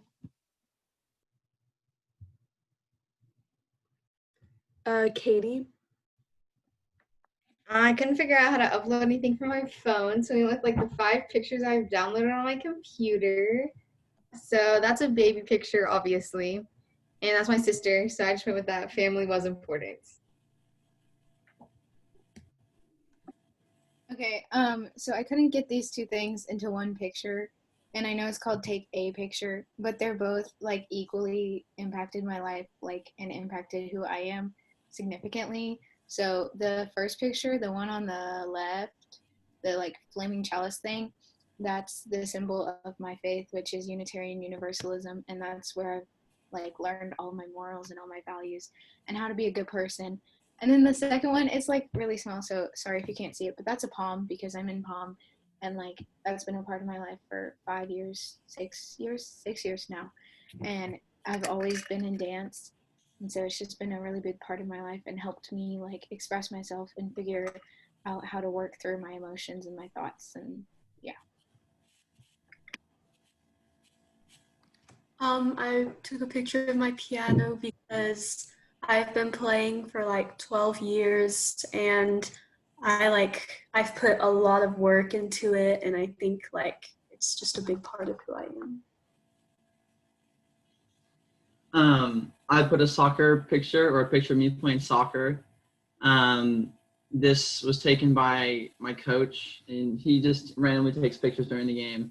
But I think this describes me just because it's my biggest passion is soccer, and we recently as a team got invited to go play in Florida this December in the Super Wide tournament. So in this picture is from the final game, which we won 1-0 in overtime. So. My picture is of me and 2 of my best friends at camp, and we're in our hammocks, and that was like where we went like every day just to hang out and talk. Like behind us is like Flint Chapel, and like that's where like I spent like my past like 2 summers, which is like 2 of my best summers, and like just like all of that has like so many memories. And then there's a little like you can kind of see the sunset in the back, and we all like always watch the sunset together and talk about sunsets all the time. So I don't know, I thought this picture was just really precious, and camp and those people just like make me the happiest. And yeah. Yeah, I think that's about it. I love it. All of the photos are beautiful and I love the stories. Thoughts, reactions to the activity?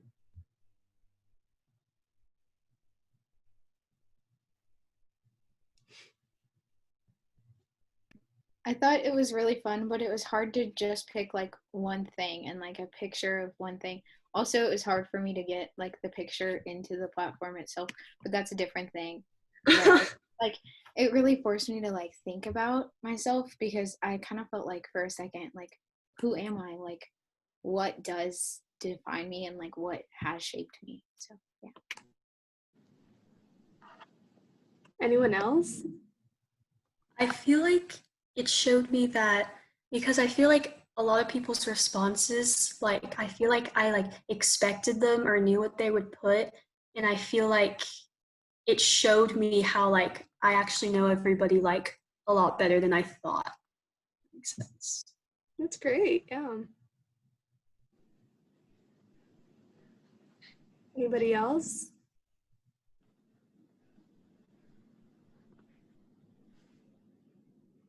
Okay, yeah. I thought it was a pretty interesting way to stealthily show people new things they could do inside of Miro, and how easy it was for people, even people who probably wouldn't have thought they could do it, were able to do it. So it's pretty cool.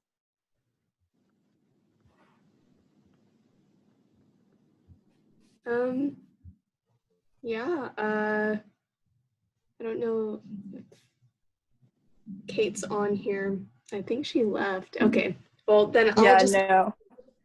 I'm on here. I'm sorry. You're on the you're on the very bottom of my screen, and I didn't see you. Yeah, you want to go ahead? Yeah, no, my computer was weird, but the last like icebreaker game we have is Aliens Have Landed. It's up here. I'll bring everybody to me. It's up on the Miro board. It's way up here, and the game is to find and upload like 5 images that describe the topic that that we choose, and the topic that we chose is discuss the undiscussables. So it's called Aliens Have Landed because it's like these aliens want to know all about our topic, but they don't speak English.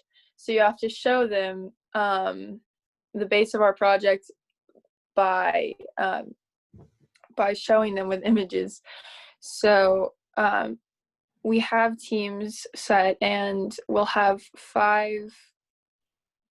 Like you'll upload 5 images to describe our project and our topic, discuss the undiscussables. Yeah, and I don't know if you guys saw it earlier when I was showing you, Kate, if you want to share your screen so they can see it, but you can add images straight from Google, like Google Images. So I think that might be a little bit easier, but it's kind of the same thing as the one word icebreaker. You work in your team's little frame, the one that assign breakout rooms. You can go to your frame and add your 5 pictures that you feel that best describes the topic. Sorry, Ria, I can't screen share because my computer was glitching out with Zoom. So I'm on my phone. Yeah, sure, I can do it. There's another feature too that's really good for just putting little images out there, and it's the icon finder. It's like little clip art type things that you can just shoot and take and paste. So you can see it's like on the top right there, the little triangle with the eye that's in black. And if you click on that, you can search by word. So you can search dog, and it would pull up like a bunch of little different images of a dog, and you can pick what you wanted. And there's quite a bit. Yeah, that would be great. So yeah, icon finder and Google image search, you just click on the 3 dots at the bottom, and then you can just search it off from there. Any questions while I'm trying to assign the breakout rooms? Or any thoughts, feelings, whatever, reflections on how we're doing so far as a group? I like all the little games on Miro because I think it's helping us learn how to navigate it better. So. And this one I like the progression, because I mean, what do you think's different about the one we're about to do?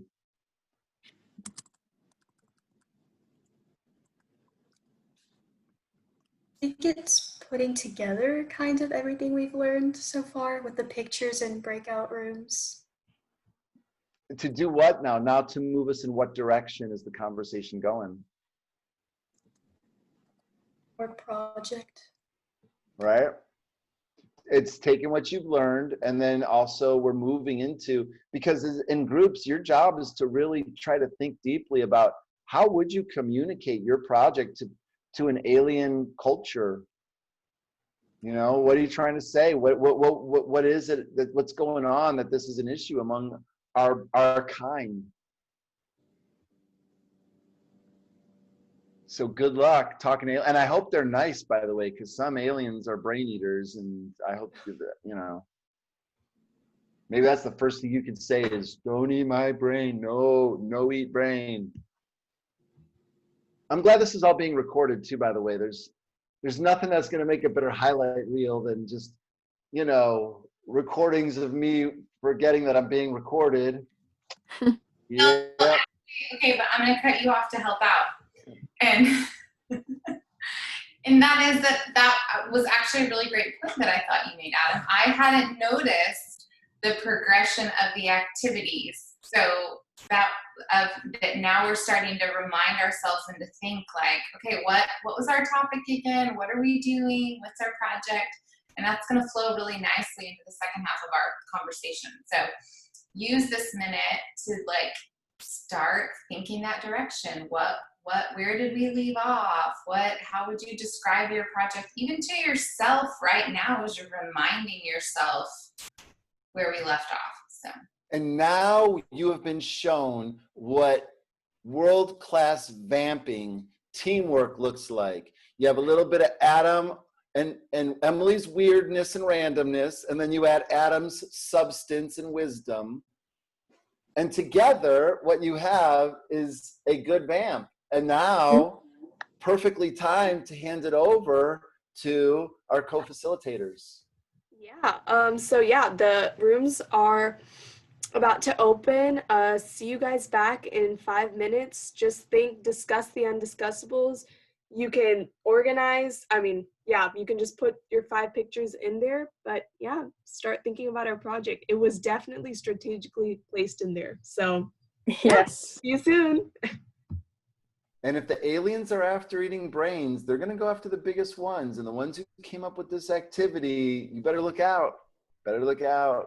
Those big brains of yours thinking of this sneaky progression. Very good. Very good.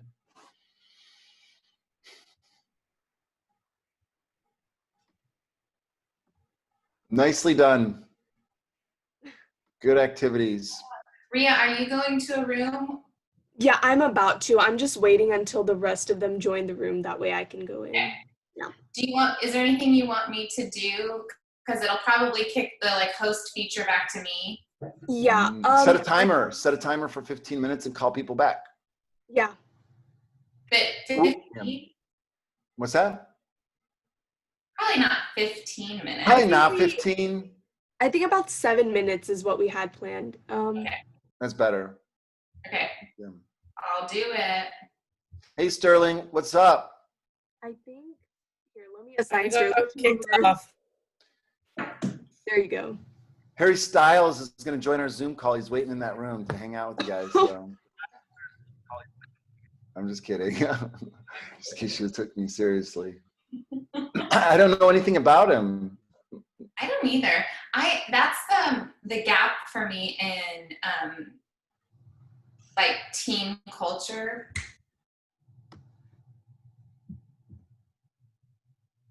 You scoot along. Okay, you're still there.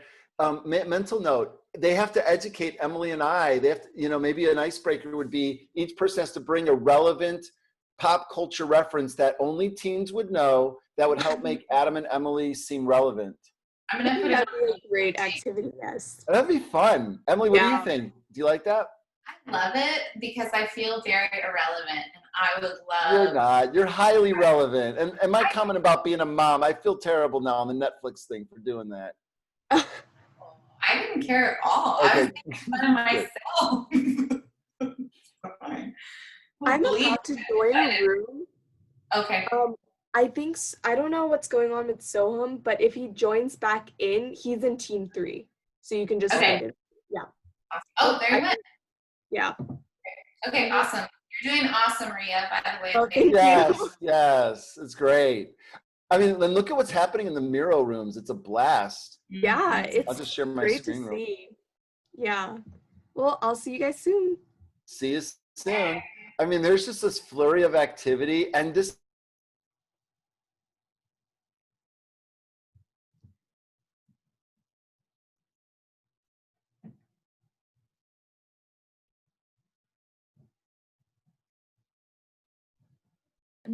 Yeah, I think that's a good idea. That sounds great. And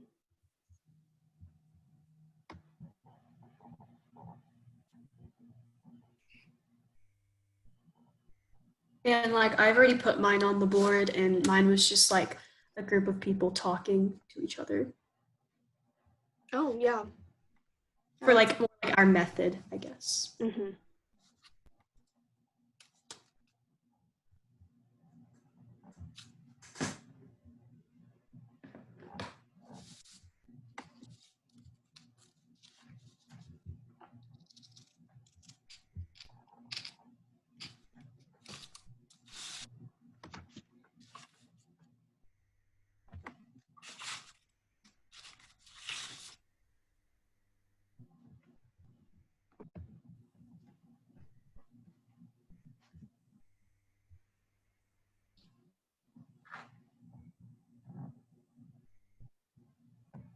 I found a picture that like wasn't awful and then I lost it and now I can't find it. I don't even know what I searched. Mine says that my file isn't supported. That is so weird. Would this one be dumb? It's just like a lady for like the taboo topics. Ooh, Like, that looks Google. interesting. I like that.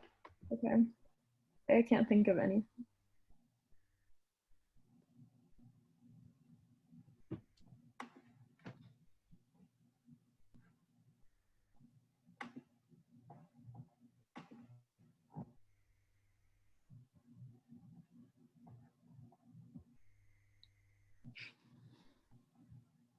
My computer is being so slow.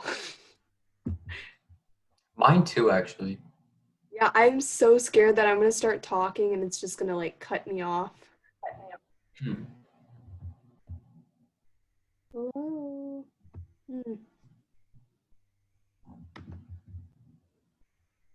Yeah, so I'm letting me post anything.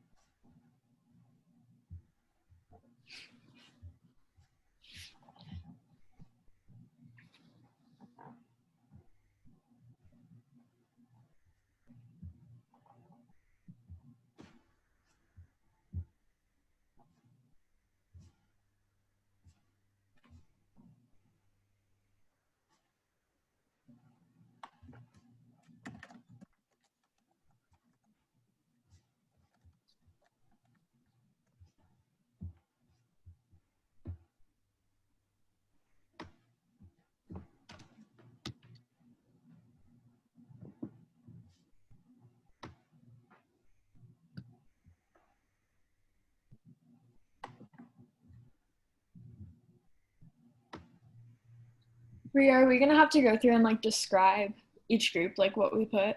Yeah, so just kind of like the thought process behind the photos. So who wants to share for our I group? was gonna say, do you guys want to just each like unmute ourselves and describe our own picture? Do we want one person? Yeah, that works for me. Or yeah. Sounds Yeah, I'm good. okay with that. I think we should just go in the order that like the pictures are put. So like Kayla's, then mine, and then whoever's under mine, and then back up to Rhea's, and then whichever one you puts it under there. We can just go down like that.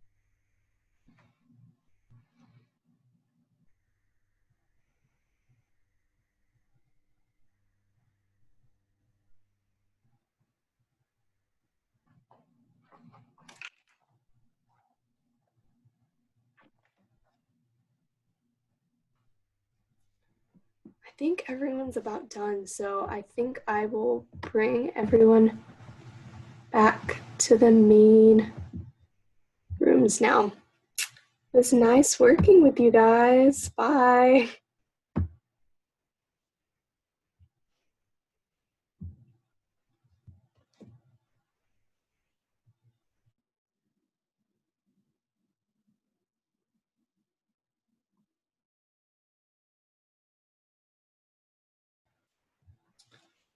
I think everyone is back now.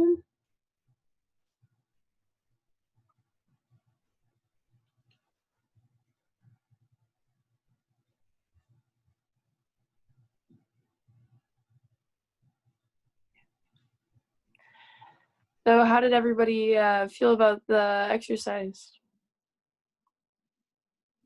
I feel like that one was probably the easiest one to get done in terms of like actually like using the website. So Awesome, yeah. It was simpler than some of the other ones as it seemed. So we can just go around the teams kind of explaining what everybody put up. So we can start with team 1.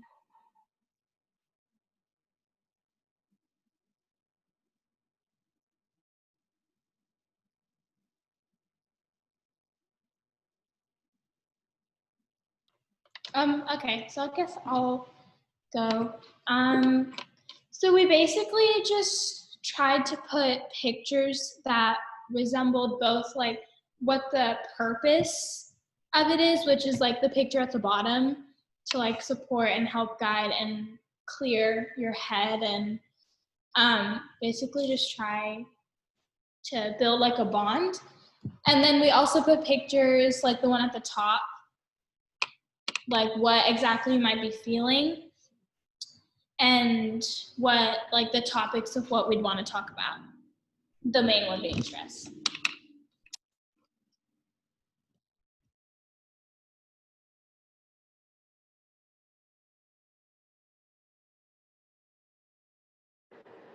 Team 2, do you want to share?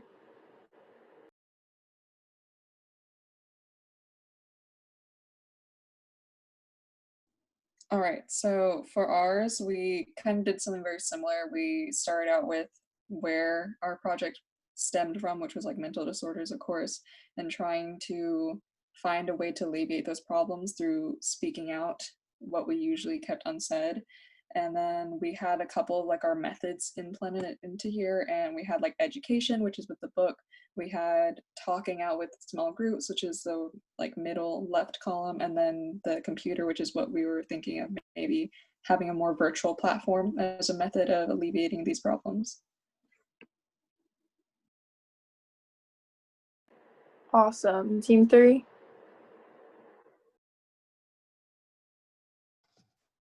So I think each of us are going to talk about our own pictures, and mine is the top left one. And yeah, I just wanted to put something that kind of describes our method, because I remember like where we last went off or left off, we wanted to like have something interactive and where people can freely express their emotions.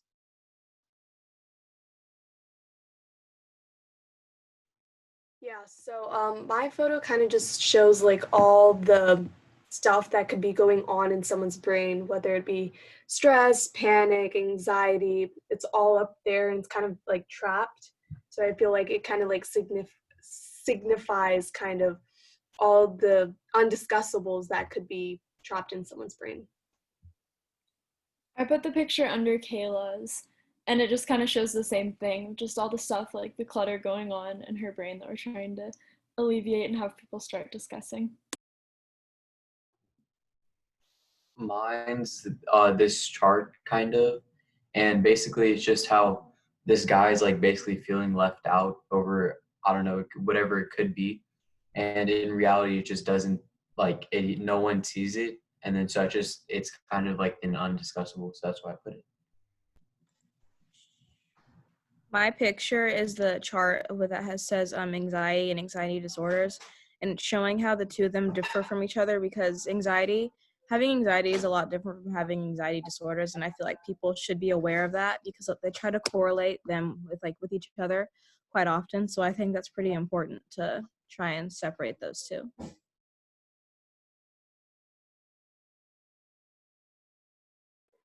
Awesome. I like the photos. Team 4. I can talk about this one. So, my first one was the top black one, and that is supposed to show. So for that one especially, it's kind of representing depression alone, but I think that it can help with describe like the other ones too, because it's like when okay. So it's like the person is sitting down, like kneeling, and it's kind of like they're keeping it to themselves, but the like parts of them are like floating away, so you can't really talk about it. The other one where they're like the two stick figures, that one was Caleb's, and his was about social awkwardness and like not being able to talk about it. The other red one was mine too, with the red hair and red shirt, and it's supposed to be like she has something to say but she can't say it, like she's like restricting herself, and then the other two people could talk about. I did the two on the bottom. The one on the right is just like all this on in that person's head, and so she's like depressed, like helping someone that is, but like without. I was using it as like with that one day we were talking about helping people without like taking on their like depression, you know what I'm saying? I don't know what I'm saying, but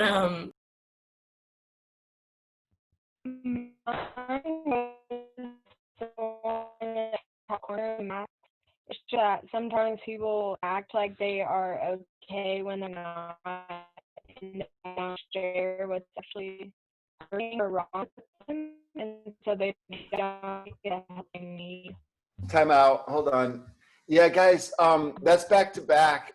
We probably need to just make sure our connections are optimal for using this. And Kate figured something else out, and maybe she could share later what we did just to clarify it. But yeah, I just want to, if we can't hear you, I'll just kind of do the timeout just because it'll save us time. And if you want to type your comments in, you can. Yeah, and Team 4, if you're done, Team 5.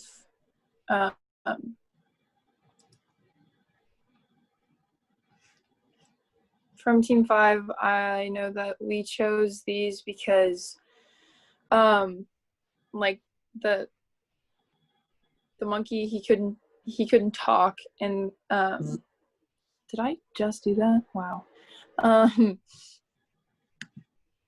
Monkey couldn't talk, and the picture of the girls at the top is because they felt so isolated from each other, even though they're close to each other. And the one in the middle was just like how jumbled up your mind can get with all the certain things that are going through your brain.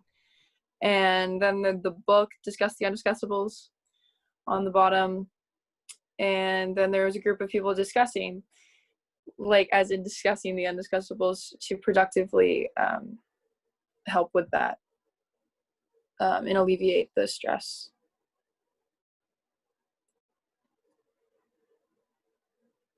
So any more reactions on the activity or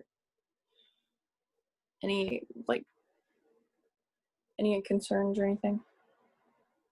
I actually wonder just how you guys are feeling about thinking about your topic again. What did it stir up in you?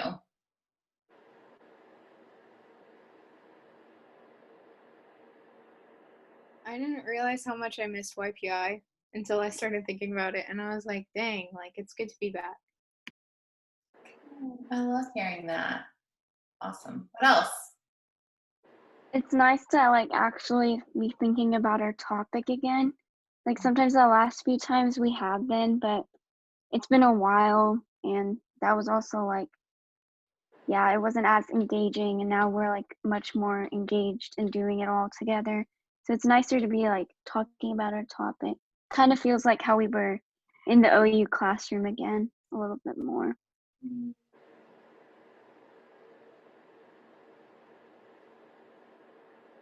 Go for it, Adam. Oh, I think you're still muted. Yeah, you're muted. Does your topic have different relevance than it did, before the pandemic? More, less, different, same? More. I feel like over. I didn't realize I feel okay. Whoops. I think over like quarantine, a lot of people have just felt like that. So I think, yeah. You may have to type that, Sterling. You were cutting out a lot. Sorry. But anybody else thinking about Adam's question? What relevance does your topic have now that we're post, mid? I think it has more relevance because like our topic is really beneficial in general, but in a time like this when like you're separated from people and like you're only left to like your own devices, being at home with your family isn't always great for everyone. And like if you're really social like I am, it was really hard to like not be around people. And so just having a place where you can like just like go and vent about what you're feeling without feeling like you're a burden to other people would be really beneficial at a time like this and just at any time in general. Yeah, I agree with Deani just because for mental stress, like talking to friends can take a lot of that burden off. And since because of quarantine you can't really see your friends, I feel like this project would be more beneficial. I think, well, like, even as teenagers, like, we already feel there's so many taboo topics that we can't talk about.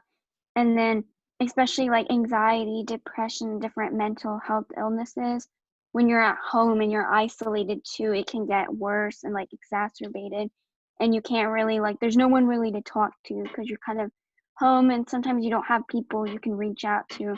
I think this is an even better time that we're like doing this. Absolutely. It makes me excited and energized about almost more, really, truly, so many more possibilities that your project can take on now. You guys are just in a really, really good position. So it's exciting. I'm going to hand it back to you, Kate and Ria. So before we recap for year one, why don't we take a quick 3-minute break and get back to it? We are going to be talking about our project more. As you can tell, the activity was strategically placed in. That way we can kind of move on into that. But yeah, let's take a quick break. We'll see you guys back in like 3 to 5 minutes.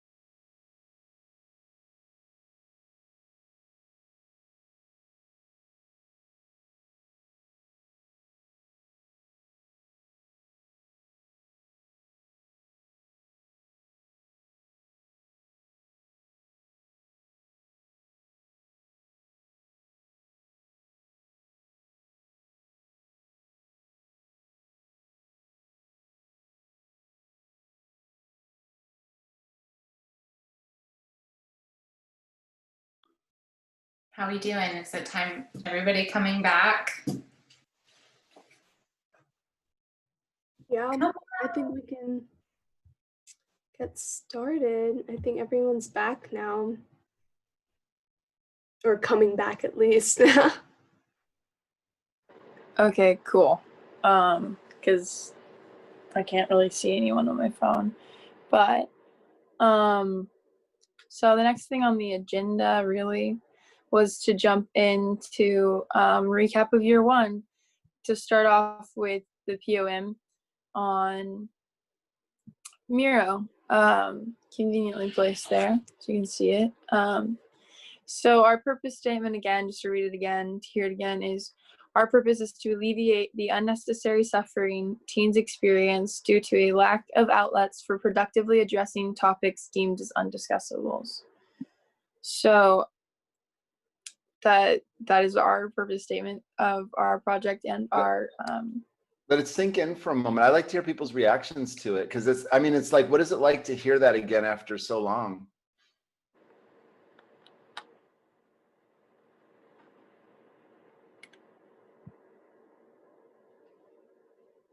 A purpose statement should be relevant and enduring. Is it either?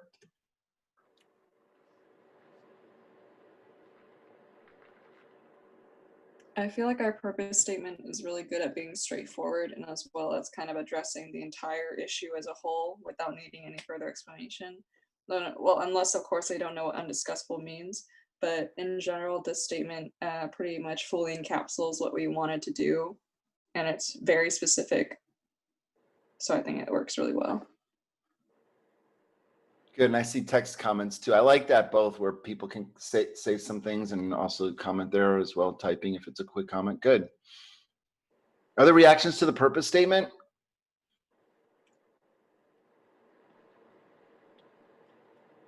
You said how it has to be like relevant, and then you like asked us the question about how it can like relate to COVID right now, and I think like reading it in like a different world, I guess right now, it still feels really like an important topic. It's really key, because if the purpose, it may need to change, or it changes when you become more clear usually on what it is. But what does change are maybe the outcomes or the form that it takes, depending. So maybe your purpose statement pre-COVID might have taken a different form.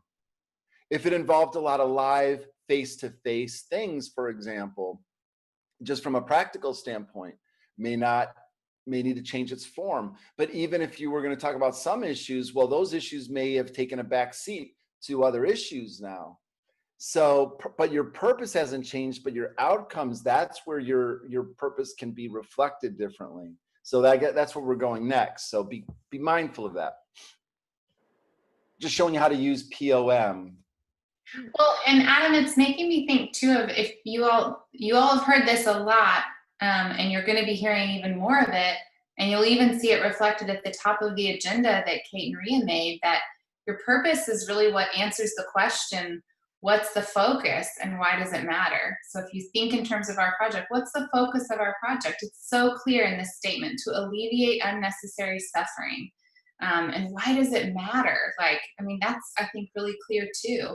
But those questions for me are easier to think about than if someone said, what's the purpose of your project? Then you translate that and think, what's the focus of our project and why does it matter? And then you've like got a beautiful sentence here that tells that clearly and succinctly. Mm-hmm. So then the outcomes, another way to phrase that is, what does meaningful progress look like? So the outcomes that we've stated that we wanted are in this list. I won't read all of them, but it's to feel validated by themselves and others, as in teens, to feel validated by themselves and others. So teens don't feel like a burden when opening up to others. So teens know how to start meaningful connections, and they're able to make healthier choices related to mental health, and they can open up more easily. And then to reduce the stigma around mental health in the community and promote more supportive sharing. And just, there's more that I didn't read off. Those are the outcomes that we've stated, and like, what are your reactions to those too?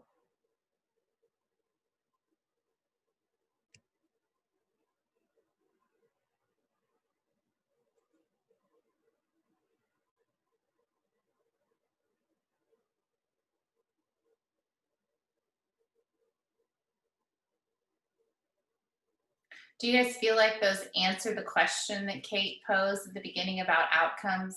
Thinking about outcomes in terms of meaningful progress, or thriving, and thinking about what would meaningful progress look like for our project. Do those statements still seem to fit? Yeah, people are nodding yes. Cool, cool. I think so. I think they're great. Awesome. Are there others you would add as you look at the list? Are there any that are coming to mind? It could be super detailed. It could be about how people think, about how they feel, about how they behave.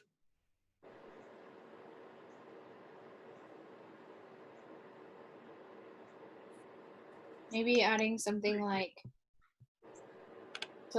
I don't really know if we've already added something like to help teens feel more confident in their own decisions and feel assured that they are doing the right thing, or something along those lines.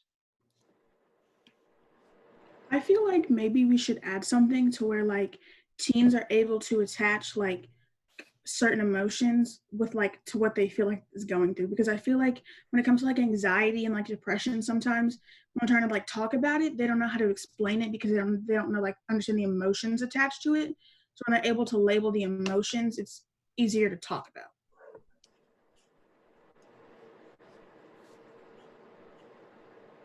It's great. Yeah, and Chris just posted, I agree and think those are going to be increasingly desirable outcomes. Cool. Yeah, feel free to post in the comments. And then with methods, these are just some of the ones that were brainstormed or were brought up last year.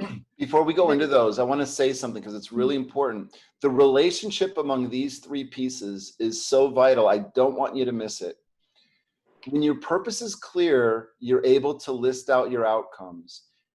If you've listed your outcomes well, those outcomes begin to tell you where all your resources should go to producing those outcomes. Should your resources go to other things? That's a pop quiz, a philosophical question. I've never asked it before. What are your thoughts?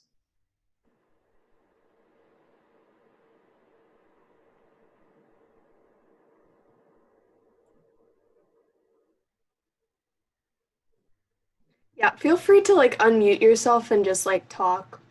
All right. Yeah, we need to have norms. I mean, I don't know if you guys were holding back. Like, yeah, we want it to be like a conversation. So just unmute yourself and go at it. Conversation. Adam, could you repeat the question again? I would love to. I don't know that I can remember it. Something about these outcomes. And what is the question? I honestly don't remember how I worded it. I think you were saying like methods are what you put your resources into. So like as you read these, do you think it would be beneficial to put your resources into like these methods? Or is there should your resources ever go to things that aren't on these outcomes list? Mm-hmm. It's more philosophical than that, but then I want to get to Kate's specific question is then, are these the outcomes toward which we should be putting our resources? The bottom line is this, and I want you to remember, it is so basic, but nobody in organizational life realizes this. Your parents' bosses, everything in organization is about resources and outcomes. And if what you do with your resources Yes, Emily, it's a bibno. It's basic, but not obvious. That's a thing. That's like a new thing I'm trying to start, you know, because a principle like this, it's basic. What I'm going to say to you is so basic. You're going to be like, duh, but it's just, I don't know. People don't realize it. Everything you do, even as a student, is about resources and outcomes. And if your resources are not producing outcomes, or they're just fizzling out, or they're just being squandered or wasted, and they're not producing the outcomes you want, well, then that's just bad use of resource. And you feel it too. You feel it when you're asked to do things that are inane, and you're like, what does inane mean? And I'm like, exactly. You should be doing things that help you know what words like inane means, and not this other stuff they have you doing. Relevant. You want to make sure that what you're doing is time well spent and your resources aren't wasted. And that's what we're teaching you how to do. It's just, that's what being an intelligent life form, that's the core of all of this. In your lifetime, resources will come through your fingertips, meaning your ability to decide how to control them. And you already have one, and nobody can, well, some people can take it away from you, but there's one resource you already have no matter what. And it goes tick-tock, and it rhymes with time. Yes, it's time. Oh yes, Caleb typed it in. Or actually the correct answer is, what is time? What is time? No, I'm just kidding. But yes, I mean, that's a resource that I wish, I'm trying to teach you guys how vital of a resource it is. It seems like it's not. It is the resource that with it, all things are possible, and without it, nothing is possible. That's pretty wise. I'm glad that's recorded. That's like a riddle. What is, okay, so, but bringing it back. So resources to outcomes, and that's why this is so important. If you don't know what outcomes you want, then you don't know how to spend your resources. You're going to study for a test. You know you want to grade. If you don't know how you want to do on that test, then you might not know where to put your time, your study time, and how to study. So let's apply it's just true for all of life. It's just basic, and it's just true. It's learning how to identify the resources, grow your resources, and distribute.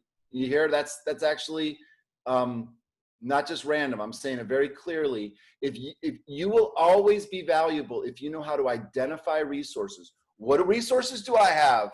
You have resources right now you don't know you have, because you didn't think to ask somebody, or other reasons. You think you have resources now that you don't have. You'll find out sometimes. You think people are your friends, and then you'll find out they're not. And vice versa. So yes, and that's what will bring it back is, are you, how should we determine the allocation? So your outcome, oh darn it, I should have asked as a pop quiz, but like, your outcomes determine how your resources should be spent. And that's why you can't determine your methods until you know your outcomes. Until you know your outcomes, you don't know how to spend your resources. And that's the point. But you will be amazed at how often people will start with the methods for spending their resources. Your parents are doing it. I'm doing it at times, more often than I care to acknowledge. So I just wanted to stop there. That's why we do POM with groups. If you're ever like, what should we do? This is going to guide you. It's just is. And the reasons why, I don't even want to tell you. It's too funky. It's too mind-blowing, too mysterious, too otherworldly. You couldn't handle it, but it just works. POM for life. That was another public service announcement brought to you by POM. Okay, so we can move on to kind of where we left off and where we plan to go.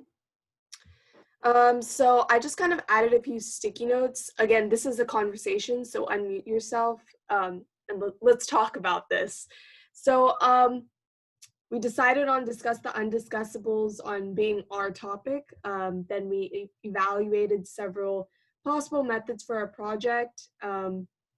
We decided that tech will be kind of more of a support to our project rather than not being our actual project. And I think on our last meeting, that's kind of, we came up with the idea of maybe having some sort of a health fair being our possible method. Now, given the circumstances, that might be something that we reevaluate in the coming meetings, kind of what we're deciding on doing because of COVID. But yeah, let's talk. Does anybody else have anything to add for where we left off? No, I think you guys pretty much covered the whole thing. Yeah. Okay, then next steps. Anybody have any ideas? I have an idea. So right now, I think that all of us are still kind of adjusting to coming back into YPI. And then whenever I was looking at our outcomes and how Adam was really putting an emphasis on being very focused on our outcomes first before choosing a method, I think we should first look through our list. I saw a lot of almost repeats where you can probably condense a lot of it into a more organized list, or at least have categories of outcomes. Like one is the victim, like not the victim, but like the dealing with the person themselves. Another is dealing with person relationships, and like putting it into categories almost, so then it's not so hard on the eyes looking at that long list and being overwhelmed, but rather looking at it into categories and parts and seeing these are our main like pillars of what we plan to achieve through our method. Yeah, I think that would be great. Thank you, Brandon. Anybody else?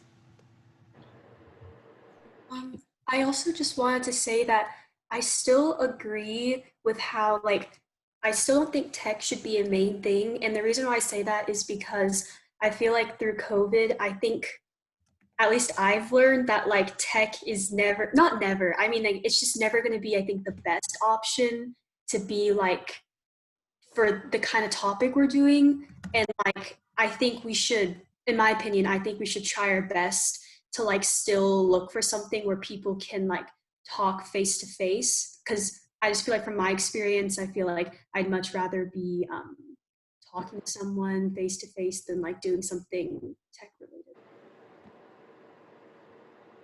I agree with Kayla.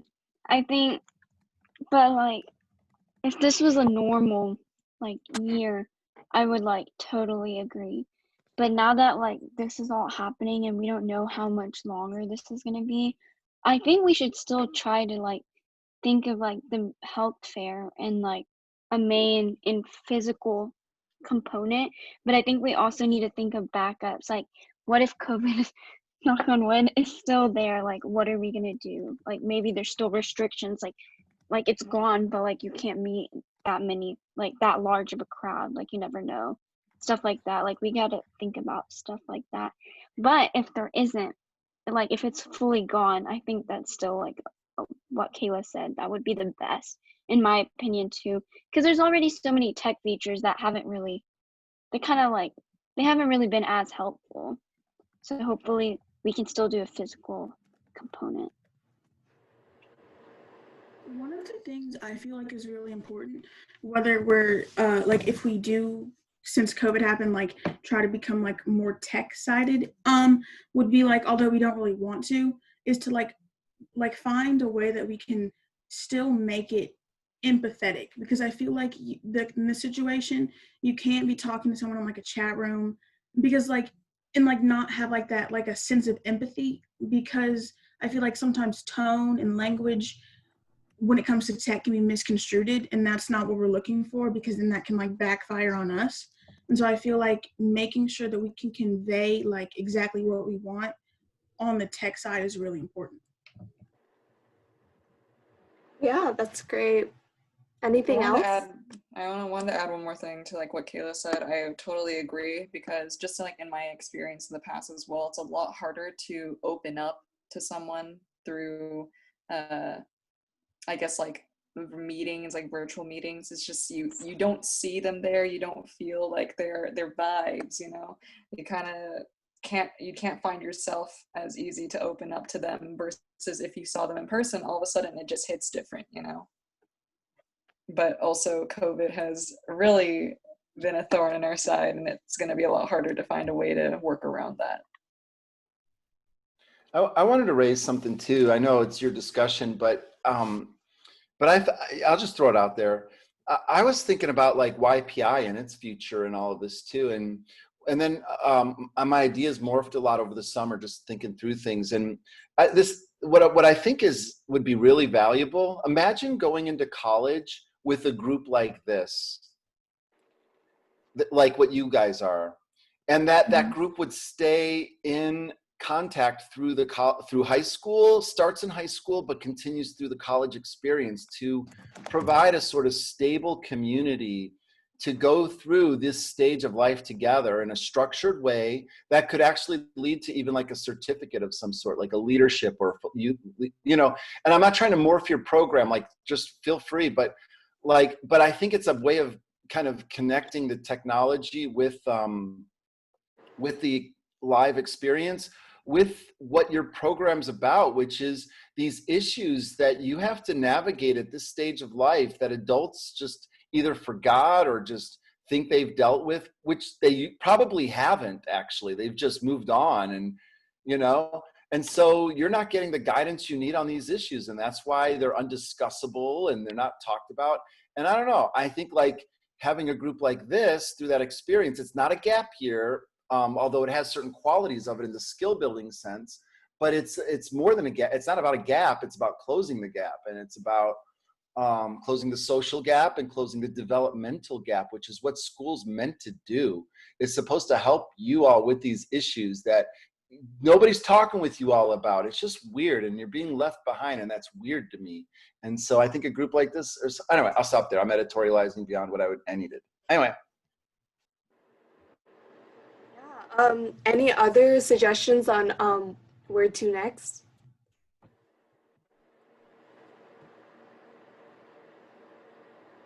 We could do what I think it's what Meg said. Like we could think about like backups. I think just in case, maybe one committee or something could think about that, or think about maybe possible other methods just in case to like adapt to our situation.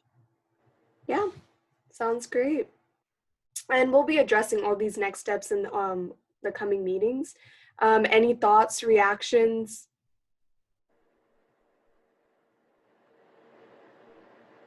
I think we might want to take it a little bit slower this coming semester, because last semester I think we were rushing a little bit and we were all very eager to find a method that would work for us, but in doing that we kind of rushed too far ahead and then had to take a couple steps back, and then we rushed again and then had to take a couple steps back. So maybe taking this time a lot slower, even if a lot of us feel uncomfortable with it, it might be more beneficial, because we will have to like think more about the weight of which option we plan to take. Mm-hmm. That's a great suggestion. So I think we can move on then. Kate, if you want to go on. Yeah. So looking ahead for the next semester, like things to note, it's just like the next meeting is going to be September the 11th. It's going to be from 9 a.m. to noon. The thing about this schedule, this new schedule that we want you to know is you're going to be missing the same amount of school for monthly meetings as you would if we were in person. So we just want you to note that. And like Rhea said earlier, we have the letter to your principals and your administration posted on Basecamp. So if you need that, use it. Well, you should use it. And then the next thing we're going to jump into is like the survey, like the concerns from the survey. Yeah, Rhea, do you want to take that? Yeah, sure. So there was a few concerns that were raised during the survey. So one of them was, how do we miss school on Fridays, in person, virtual? So the type of schedule that we came up with that was, it's a bi-weekly schedule. So 1 week we are meeting in the morning, so from 9 to 12. And then the week, not the next week, but the week after, you will be meeting from 1 to 4. So essentially, you'll be missing the same amount of school because you'll only be missing half a day. So it would be 1 full day per month if you put the 2 half-a-days together. So virtually, I think it just depends on your school, on how they are set up schedule-wise. But if you're in person, as Kate mentioned, the principal letter is in the docs and files, so you can print that out and turn it in to be excused. And if virtually you have to have an excuse for your absence, the same thing works.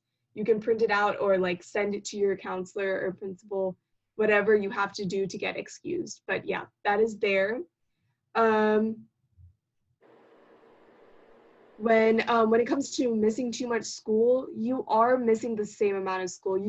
You aren't excused for the entire day. You're only excused for that half that the meeting is. So for the entire month, you would only be missing 1 school day for the morning meeting and the afternoon meeting put together. So it's the same thing that we did last year, except it's just split up into 2 different meeting dates. And then a question about engagement was pulled up. I know the last semester was a little bit hard with engagement because we were virtual and stuff. We're gonna try our best. We came up with some best practices, more of a meeting structure. That way our Sunday progress sessions are more structured. And we'll have committee time during our Sunday progress sessions. So we're trying to like schedule it out and have it structured the same way it was when we were at OU. So we hope to keep you guys engaged. As Adam always says, your engagement is in your own hands. So we want you guys to be focused on YPI when we're here. In terms of like scheduling with school and other activities, I know it's difficult sometimes, especially with the hybrid schedule at certain schools. Just try your best. We really want you here. So if at all possible, try to be here as much as possible. Again, the letter's there for you to be excused. But yeah, any questions, thoughts, reactions?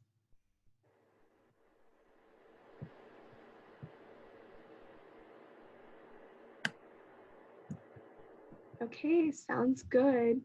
And then another thing we just wanted to check up on are what do you guys need from us? I know principal letters were of concern. Is there anything else that we can help you guys with? And you could text us individually if you need anything, or if you want to say it right now, we're here for whatever. So if you guys need anything, just let us know. We're here to help. Let me just ask real quick, what kinds of things did you get out of today's meeting? What did you experience progress of any sort? I feel like it was like just a nice refresher on the whole year to get my mind like back into the groove of things. And especially since my school hasn't started yet, I've kind of still been on like summer time. So it was just kind of nice to see everybody and like have like a specific starting point and like how we want to get things done. Mm-hmm. I agree. I thought it was going to be like 3 hours. I was like, wow, that seems like a long time, but it wasn't. Like it actually went by like pretty quick. Like I wasn't like counting down the minutes or anything like that, which I was happy about. So I think we did a lot better keeping ourselves engaged. Even when we had like the hour sessions, I feel like we stayed engaged better in this 3-hour one. I don't know, but yeah.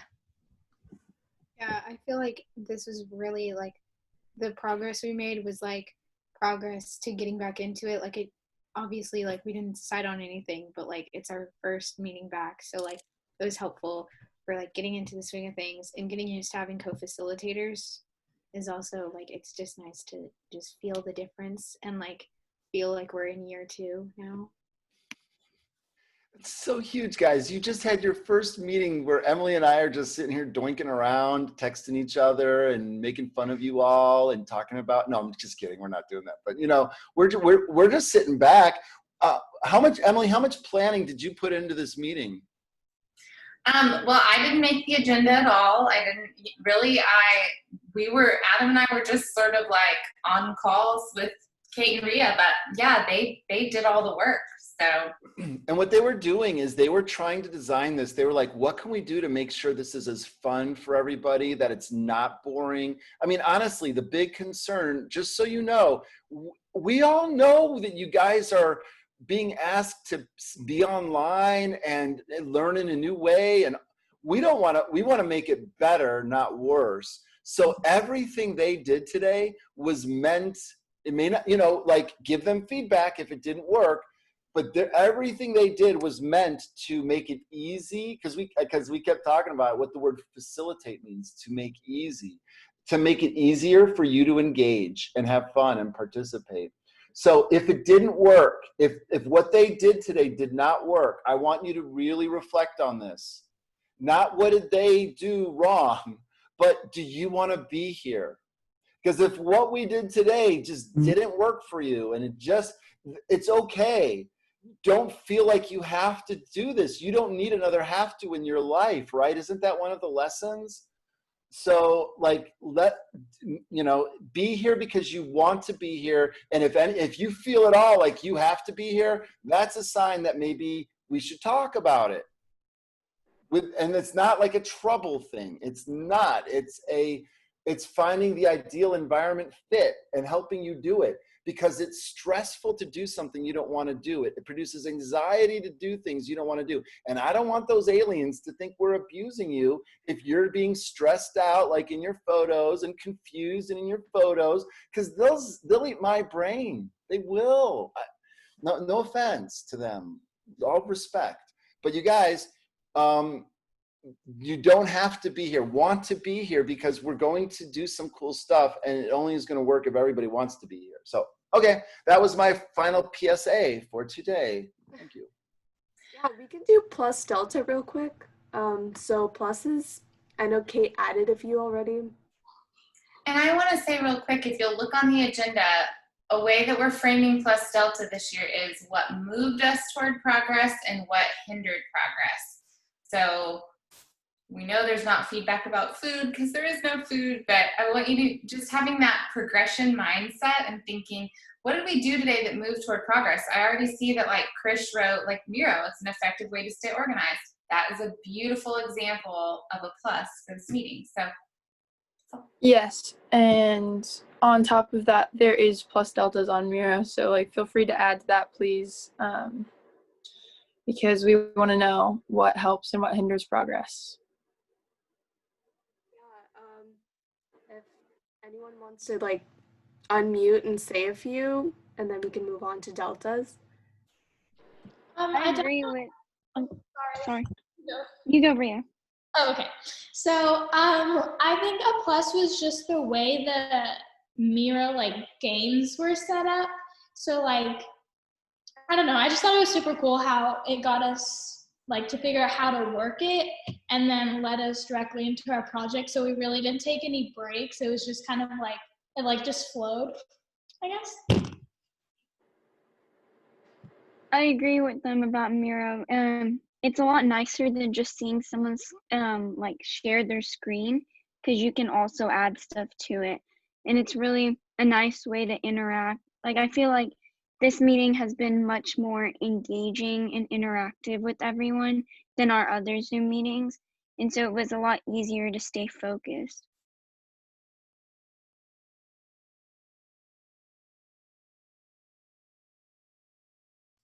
Yeah, anyone else?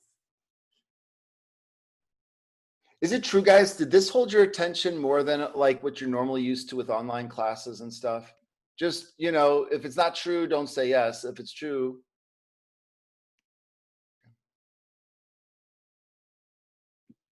Yeah, the games were fun. Like it was like enough to where it was like a game, but also like productive and helped us like get our minds in the right place. And I think because we had games, it put us more in the fun mindset. So we were like, oh, this is gonna be fun. So it's a lot more fun than just like online class learning. Yeah, Chris, I know you have to go, and other people, because I know if you had to leave like right at 3, I'd get it. So I'll leave it to the co-facilitators to finish up facilitating. Yeah. Any quick deltas?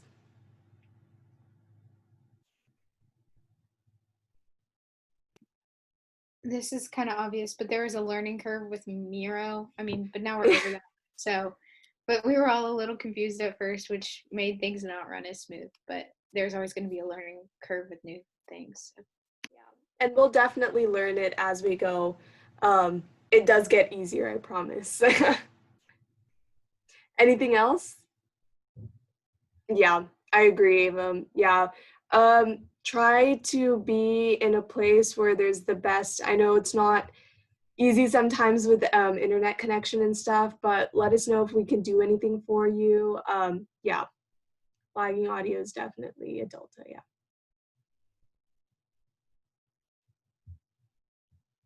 Well, if that's it, we enjoyed seeing everyone today, and we will definitely keep you updated. Let us know if you ever need anything. Me and Kate are just a text away, whatever it is that you guys need. Yeah, our next meeting will be on Friday, September 11th at 9. Just a reminder, your principal letters are in the docs and files.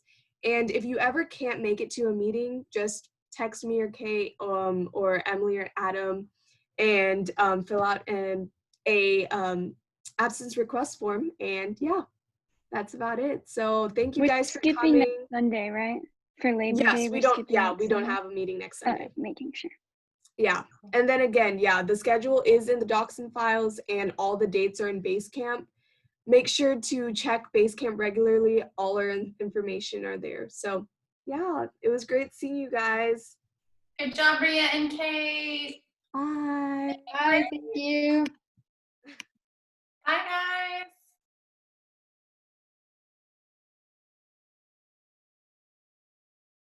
Yay. We did it. You're done. You did it. How do you feel? Well, I'm exhausted. How do you guys do it all the time? It gets easier too. It's exhausting though. It is truly tiring because we'll talk about why later, but yes, definitely the normal experience. Yeah, I feel so bad that my computer started lagging and everything. Whatever you did here got better. But truly, Kate, like if we need to get you like a hotspot, or if you figure out that it's Wi-Fi related or something, like we can get it fixed. So yeah, I'll try to figure that out because that was so distracting. Yeah. Well, we're just learning. I mean, that's that's just how it goes. So, yeah, I thought you guys did great, and it does get easier to facilitate. It just does. So this was a big one too. I mean, when you do the Friday, like the weekly calls, there'll be chunks of time where you as the facilitator can kind of take a deep breath. Like maybe there's a lesson or Adam or I facilitate or debrief things, and you can build in those like 15-minute, 20-minute chunks where you're not like on point the whole time, because that is draining.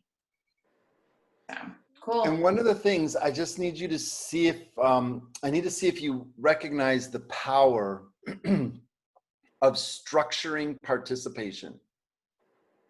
If that makes sense. Did you witness the power of structuring things so that people participate more? Oh, yeah, definitely. It's in the structure.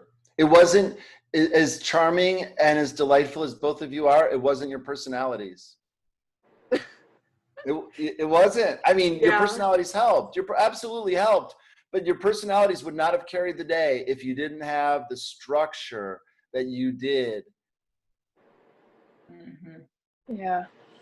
Like the games, it was like a, it wasn't like a trick, but the thing that came to mind was a Jedi mind trick to like get people engaged without like telling them like how to use Miro, getting them to do it. And then they experience a sense of progress. I think keep that up, exactly. And just remember what you did to do it is you said, what are the outcomes we want? All right, well, what resources do we have? Well, we have time, we have attention, we have technology, you know, everybody's attention, that's a weird one, but collective attention is a resource you can waste. I'm good at wasting people's attention. I'm very good at it. But you know, you plan, you said, what are the outcomes? And then you planned your agenda. You spent your resources to produce the outcomes. So that's what happened. We spent 3 hours in an engaging, useful meeting to get the cohort off to a great start. And it was all student led and run, and by you two. All right. So rest up, feel good, and then let's plan next steps. I made some notes. I have this new thing I love. I have like this roll of Post-it note tape. And I just nice. And I just cut off a sheet and I just make some notes, or I go vertical and make a you know, this is great. And you go everywhere because they're sticky. Anyway, so we'll go over some notes. I have them right here on my desk. I'm slapping them right here. You can hear me slapping them on my desk because you can slap them. You can call them slappy notes. Slap, chop, slappy notes. I don't know. There you go. Okay. Let's give them a break. And Here, guys, go. Okay, we'll talk. Oh, this has all been recorded. Oh, yeah. I forgot to stop the recording. That's okay.